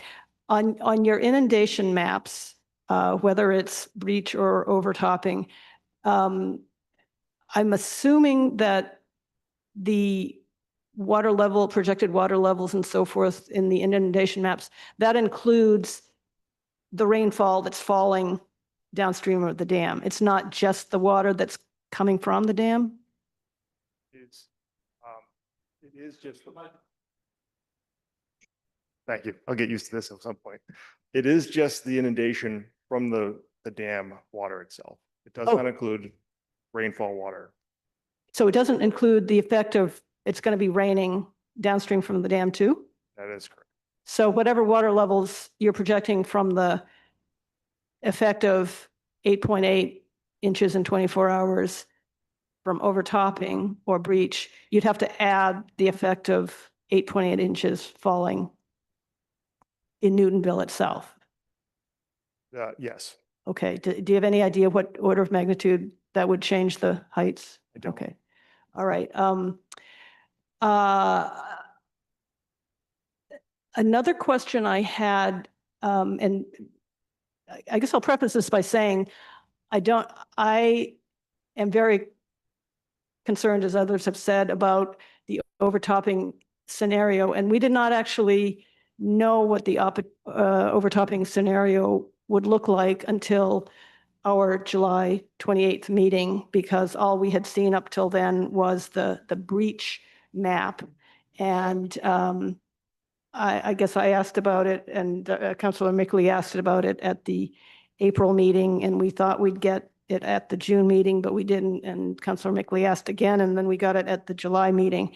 So it's, I don't know if there's any way to put up the map that shows the blue area with the red area around it that was presented in July. Is that handy on anyone's computer?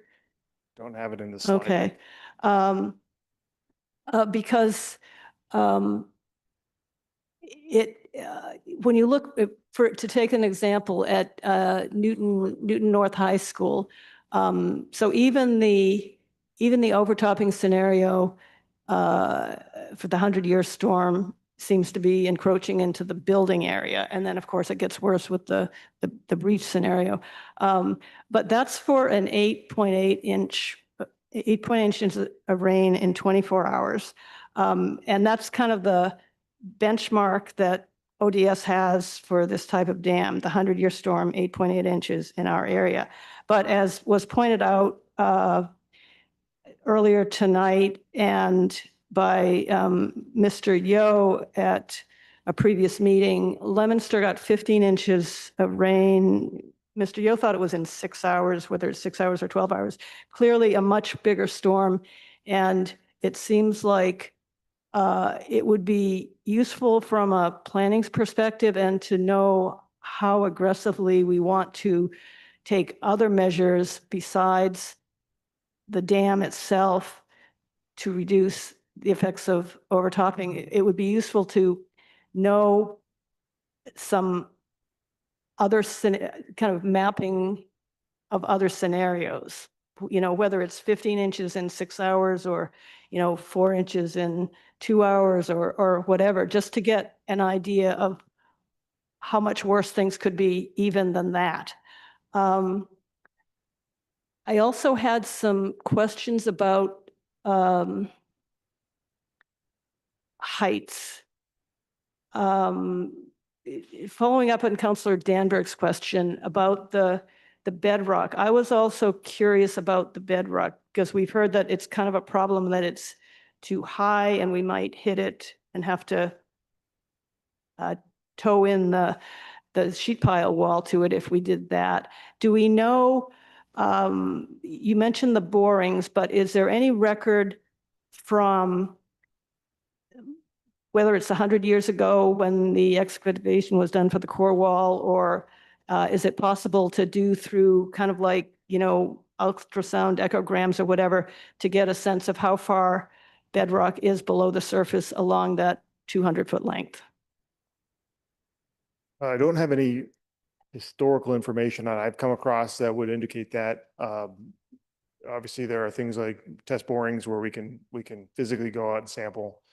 There are geophysical methods where we could run like seismic refraction, which would bounce waves back and get I guess that's very the term. distinct Okay. just difference between the stiffness of the rock and would give us, we could profile that.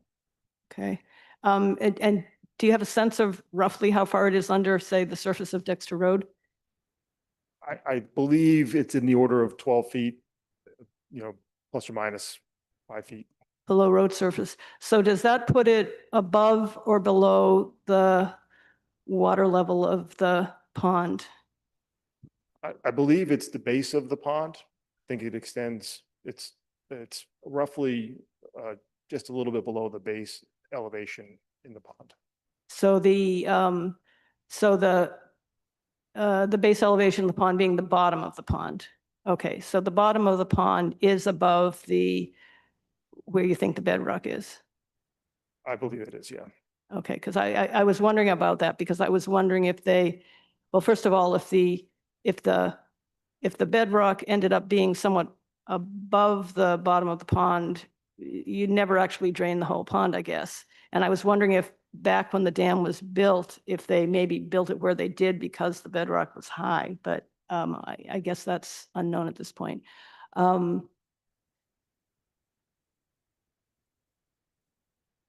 Let's see. So I've asked, as you recall, repeatedly about the possibility of increasing the capacity of the weir and the spillway itself, whether it's the Piano Key Weir or something like that. And the first constraint you hit is the fact that you say the Dexter Road opening, I guess, would have to be enlarged. The spillway itself would have to be enlarged. Is there a way to quantify, like, how much could we increase the flow over the weir before Dexter Road's opening became a constraint? If we enlarge the opening at Dexter Road, the next obstacle would be Walnut Street after flowing through the Laundry Brook Forest.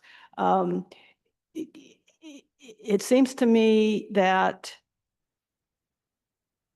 and you said that would make Walnut Street the dam, and it's not equipped to be a dam. This may sound crazy, but if we're trying to figure out a way to not have Newtonville flood, even in an overtopping scenario, would it be worth trying to make Walnut Street, that obstacle, be kind of a secondary dam to protect Newtonville downstream? Yeah, to do that, you'd then narrow down or restrict the culvert there to retain water between Walnut Street and Dexter Road. It would restrict flooding, but the water right now is overtopping. I think that area would overtop, and then it would overtop Walnut Street, I think is what would happen unless we did a larger modification, like try to raise. It seemed like, yeah, Laundry Brook itself could be sort of a giant rain garden because it's sunken down, and I'm not sure of the height of Walnut Street in relation to Dexter Road. It feels higher to me, but I could be wrong. In our models, as we overtop, we do get throttled by the Walnut Street, and so we build water on the downstream side of the dam. But it is already, I think, functionally doing that in these scenarios. So it is absorbing some of that water. But I don't think it's big enough to retain all of it without raising that as a dam and then making sure we knew how that would contain as the water levels Mhm. rise higher.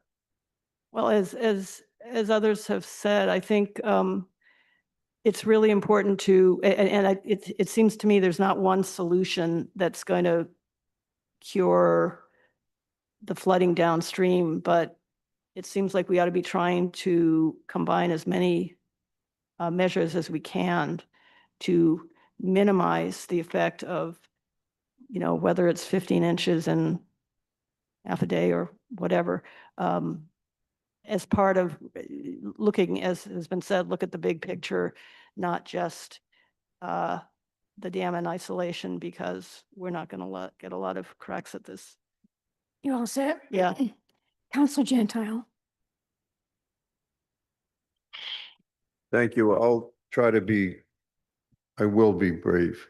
I've been around for every discussion regarding this issue since day one. But as Council Humphrey pointed out, I feel the same way as he does, that we're no further along than when he first came to the council, which was, 5 years ago, I believe. And I just get the feeling that we haven't gotten anywhere, or we're not making progress. And so what I'm trying to understand, or what I'm looking for guidance on, is where do we go from here? Because we've gotten a number of emails these last few days. It's urging us to reject all 3 plans. It's not like, let's go with 2 versus 3 or 1 versus 2. The correspondence I'm getting is, we don't like any of them. It says that, they don't utilize modern technologies. It only meets the minimal requirements. And that's not very encouraging for us that have to make the decision to be talking about spending millions of dollars. We don't know how many. And yet we've got a constituency out there that doesn't believe in any of the plans. So if you have some ideas, knowing where we're at now, that might be a better option for us, I would certainly like to know about it. Where I don't want to go, with all due respect to the counselor from Ward 3, I don't really feel like taking a drive to Arlington to look at a solution that occurred 20 years ago that we have been told repeatedly the Office of Dam Safety will not approve. So with all due respect, why do I want to go and see that solution? So I wish that people would stop talking about Arlington, because we've been told that the people that make the final decision will not approve that application, no matter how many times you ask them to. So there was one email. It talked about a plan that utilizes modern sensor-activated automated outflow drawdown mechanisms and variable rate wear technologies that would prevent possible future overtopping, flooding, or breach, would also allow the Bullow's Pond Dam to function as a flood prevention asset to protect upstream and downstream areas. I'm like Council Oliver. I don't pretend to understand all of that. Sounds pretty impressive. But I mean, what are people talking about? Are these things that we haven't explored enough? This is what you do. You can see where we're at. We're not making progress. The working group and the working group in the administration have not been able to come together. If they were all on the same page, we would have already voted this several months ago. But that hasn't happened. I don't understand why, but that is where we're at. So can you be Solomon and somehow figure out a way for us to get past this so we can come up with a solution? Not sure I could take all of that on, but I will start with a couple of just responses to your questions on, automated systems and gates. Those are functional systems we can put in dams. I've got a dam that I'm going to go to Michigan tomorrow morning for site visits and construction. We've got massive steel crest gates. That's a $60 million construction project.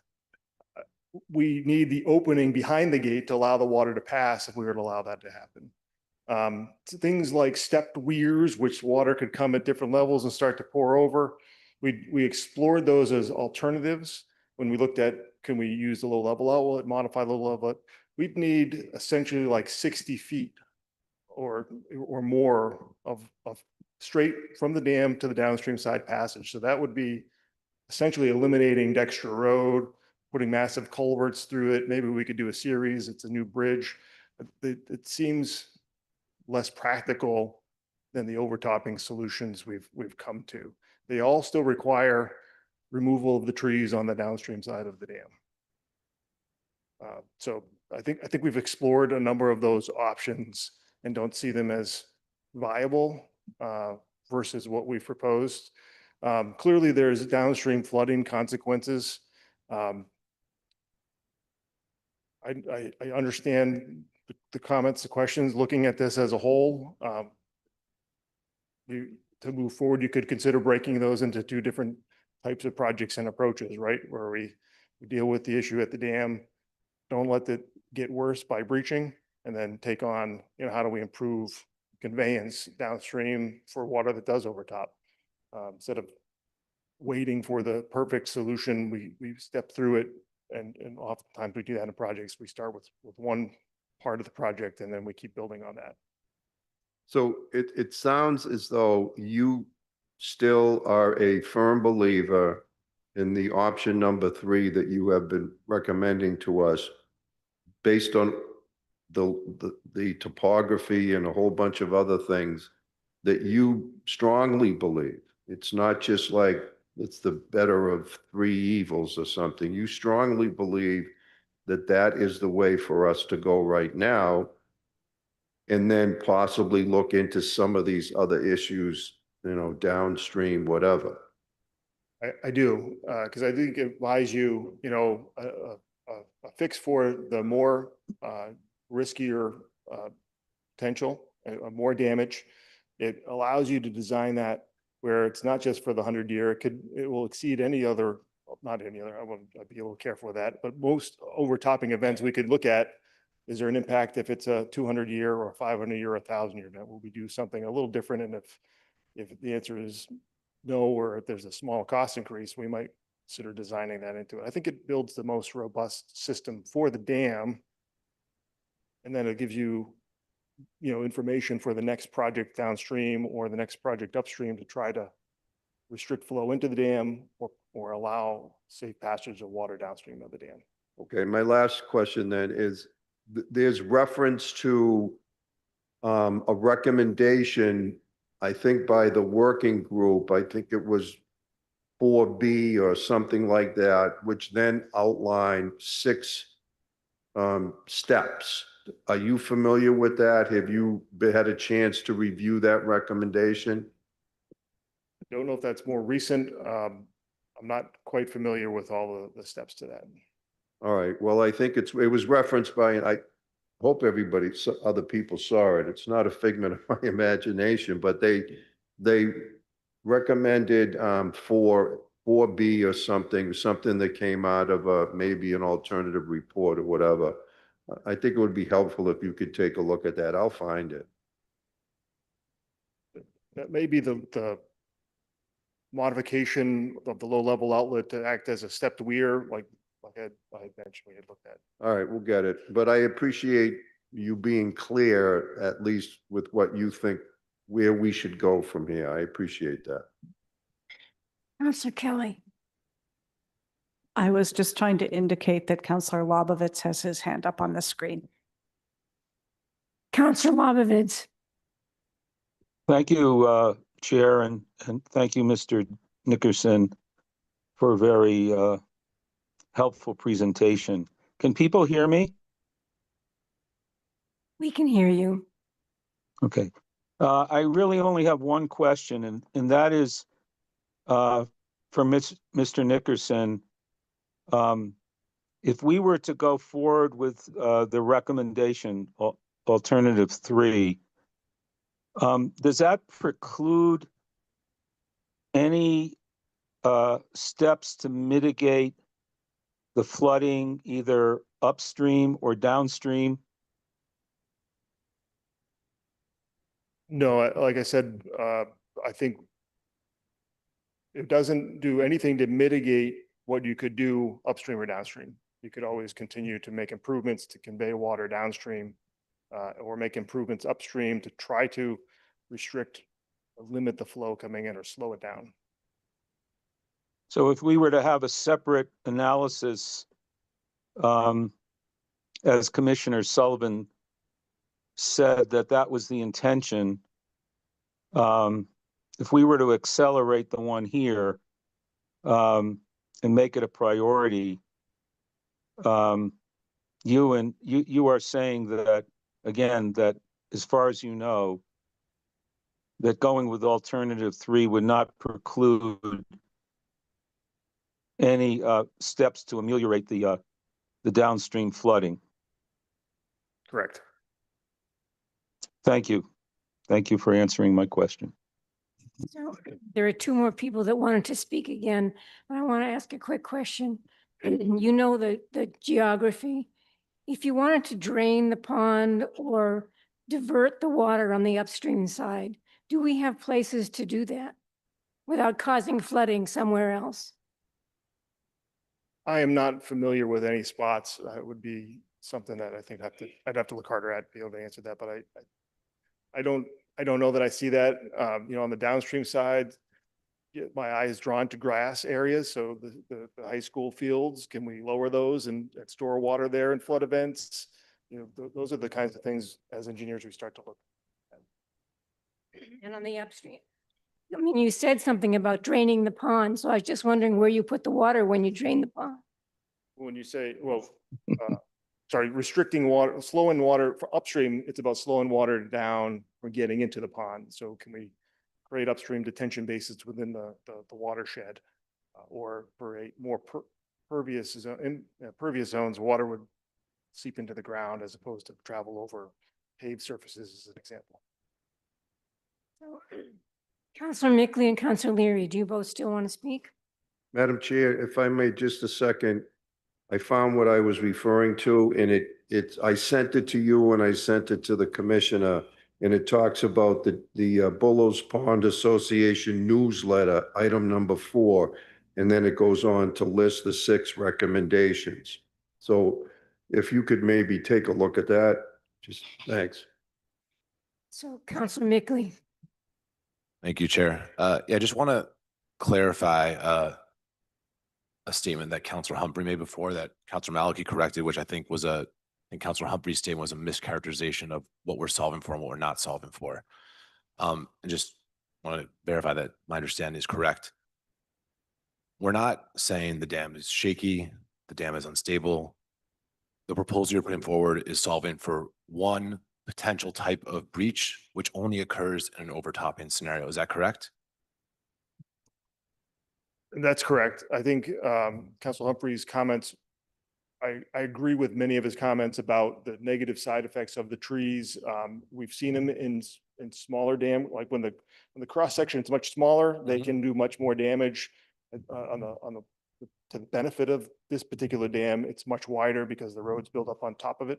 So, but a lot of what he said is true. The trees, as they fall over, leave big uprooted root systems. Water can start to wash through those, ravel them, even in rainfall events. It's up to the city who's responsible to maintain the dam to identify those and go out there and fix those, so they don't lead to longer term problems.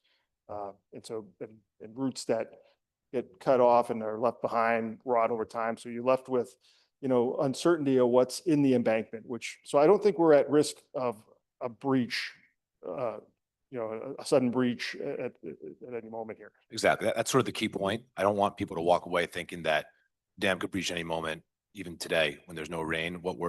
It could, it couldn't. Maybe it's on a fault line. Maybe there's a volcano. Who knows? But what we're mitigating for, what we're solving for, is the breach risk from overtopping. And Councilor Humphrey stated that the risk of overtopping is somehow less likely than the risk of a breach in terms of odds of it happening. And that's based on what we're modeling, factually untrue, because the breach, what we're modeling for is a breach that only occurs in an overtopping scenario. So let's say there's a 10% chance of an overtopping. Even if in 90% of those times it was a breach, then that still means there's only a 9% chance of a breach. And even more than that, what we're really saying is the overtopping is a precondition for a breach to occur. Correct? In terms of what we're modeling for and what we're solving for. Okay, that's just kind of key. I just want to make sure people walk away, because I think that came up a few times, and Councilor Maliki also corrected that, is, this dam could break any moment, not what we're solving for. We're solving for a particular type of break that happens from overtopping. And I think that was sort of what Councilor Baker was asking about, sort of what are the odds one happening versus another.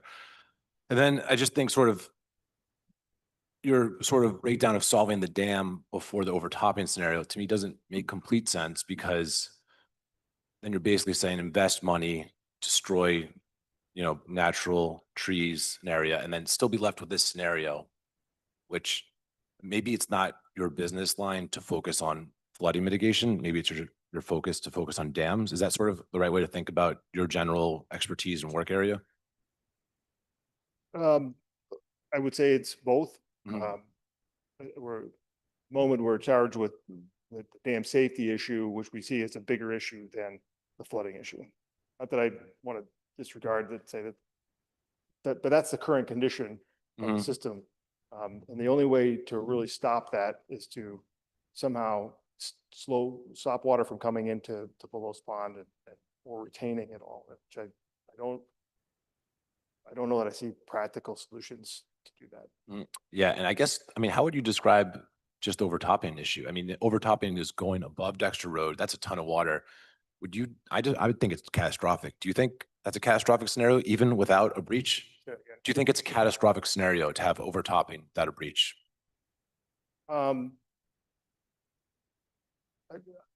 It's hard for me to say. There's clearly a lot of area impacted as you get further down in the blue. While there's still water, it's much lower. The streets, have, generally 6 to 8 inches of curb and gutter to them. So, if we have 12 inches of water, it's really only a couple inches above the sidewalk level. So we're looking at this at a high level, and I'm sure there are properties that may be more impacted than others. And for those property owners, I'm sure it would be much more catastrophic to them to occur. I don't want to diminish that in any way. Yeah. Okay. Thank you. And again, I don't want to sort of diminish your role and your focus. I respect the value and expertise you're bringing. And I just think it goes back to what Councilor Oliver and many others said, is our decision is about the broader impact to residents. And if we move forward with, solution 3, this is what success would look like, which to me, it's not. So thank you.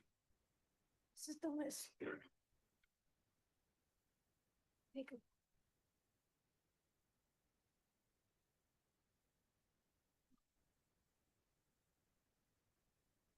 Yeah, so these are, I think, similar.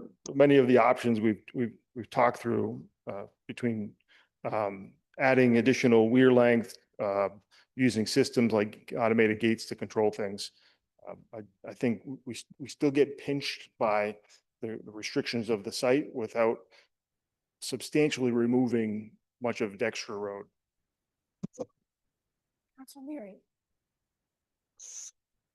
Thank you. I just wanted to go a little deeper into the concerns about the condition of the existing concrete. I still want to keep all our options open. So I know there are techniques for augmenting internal concrete core walls, and I was looking at options. There's permeation grouting that flows into the pores of the concrete to reduce permeability. And high pressure injection, which is like an epoxy that creates a structural bond, essentially welding the concrete together. And there was another compaction grouting, which is a plastic or semi-solid grout injected to densify loose material in increasing support. I was wondering if those options had been looked at when you have concerns about the possibility of what that old concrete looks like that's been buried for almost a century now. Would these be options that might serve you well if we decided to go with one of the other options besides option 3? All of those items you just described are forms of what we call ground improvement, and they're designed more to stiffen the ground or lower the permeability. We use them sometimes. The permeation grouting is an example. You need open poured material. Generally works better in like a gravel or a coarse sand where we want a slow flow going of water through it. What we really need to do is make a structural wall. So we would have to figure out, can we dowel? So we'd have to get to it. We need to have a big hammer drill that would drill long dowel rods in. We'd grout those in, form a new section up above. What we need to make sure is that concrete we're doweling into has its own structural integrity to be able to bond with those dowel bars and connect the upper and lower sections. And then, so the condition of the concrete, I'm not aware of something we can do to the concrete itself, to improve it if it's deteriorated or weakened.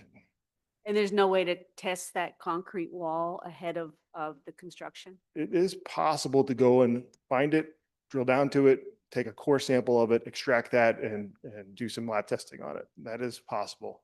We would be able to see, a couple of locations potentially over the 200-foot length, but Is it worth doing that? I don't think so personally. I don't know that I see that as money well spent. I feel like would give us that information that we have a little better reliability on that. We also don't know the overall geometry of it because we're relying on something that was built 100 years ago. So when we lose the material on the downstream side of the dam, we're relying on that concrete section to be a retaining wall. And so when we look at how we look at that, we need a certain width, weight of that structure. And so if we can't if it's not going to work, so I'm not sure we know until we get down and excavate it and take a look at it. And to do that, we need to open up, even if we were to do exploratory test pits up front, we'd have to open up Dexter Street and get down in a safe excavation for us to observe it. It's pretty. There's a lot of unknowns and the practicality of some of these are not, you're not sure about. Okay, thank you. Thank you. I would hope so. Bullis Pond's in Newtonville, Ward 2, which is where I live. So I just want to point something out in Councilor Maliki brought it up. Councilor Gentile brought it up. It has to do with the Arlington Dam. And I know, all the situation around that as it relates to this. But, at the most recent public records request that I found for the inspection of the Arlington Dam, it's safe. 20 years later, it's safe. It hasn't overtopped. It hasn't, anything like that. So I just want to put that out there, folks. So that's all. Not really a question. I guess you have the last question. Okay, well, I just actually am looking at the wetlands and conservation map that was recently generated by, in May of 2025. And I'm seeing an area of Edmonds Park that's a few streets over, that's looking like in terms of a landmass, it's at least, in terms of comparatively to Bullows Pond, it's at least 6 times the size of Bullows Pond. So I'm just sort of seeing this as a potential lateral sort of feeding into a system that could be whatever you would suggest as a leaching field, a holding tank, a reservoir, so that then there would be channels that would be not even automated, that they literally would be, at a certain level, the water goes laterally. It doesn't go in force on the dam. I think we're out of questions. I want to first thank you for standing up here and answering all these questions.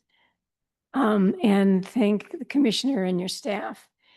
So we will put this back on the agenda for public facilities and see where it goes from there. And I thank all of you for participating tonight, because I think everybody felt like you can see that it's complicated. It needs a lot of attention. So we will have it back on the agenda in September or October. I'm not sure yet which, and we'll go from there. So I think, do we need a motion to adjourn?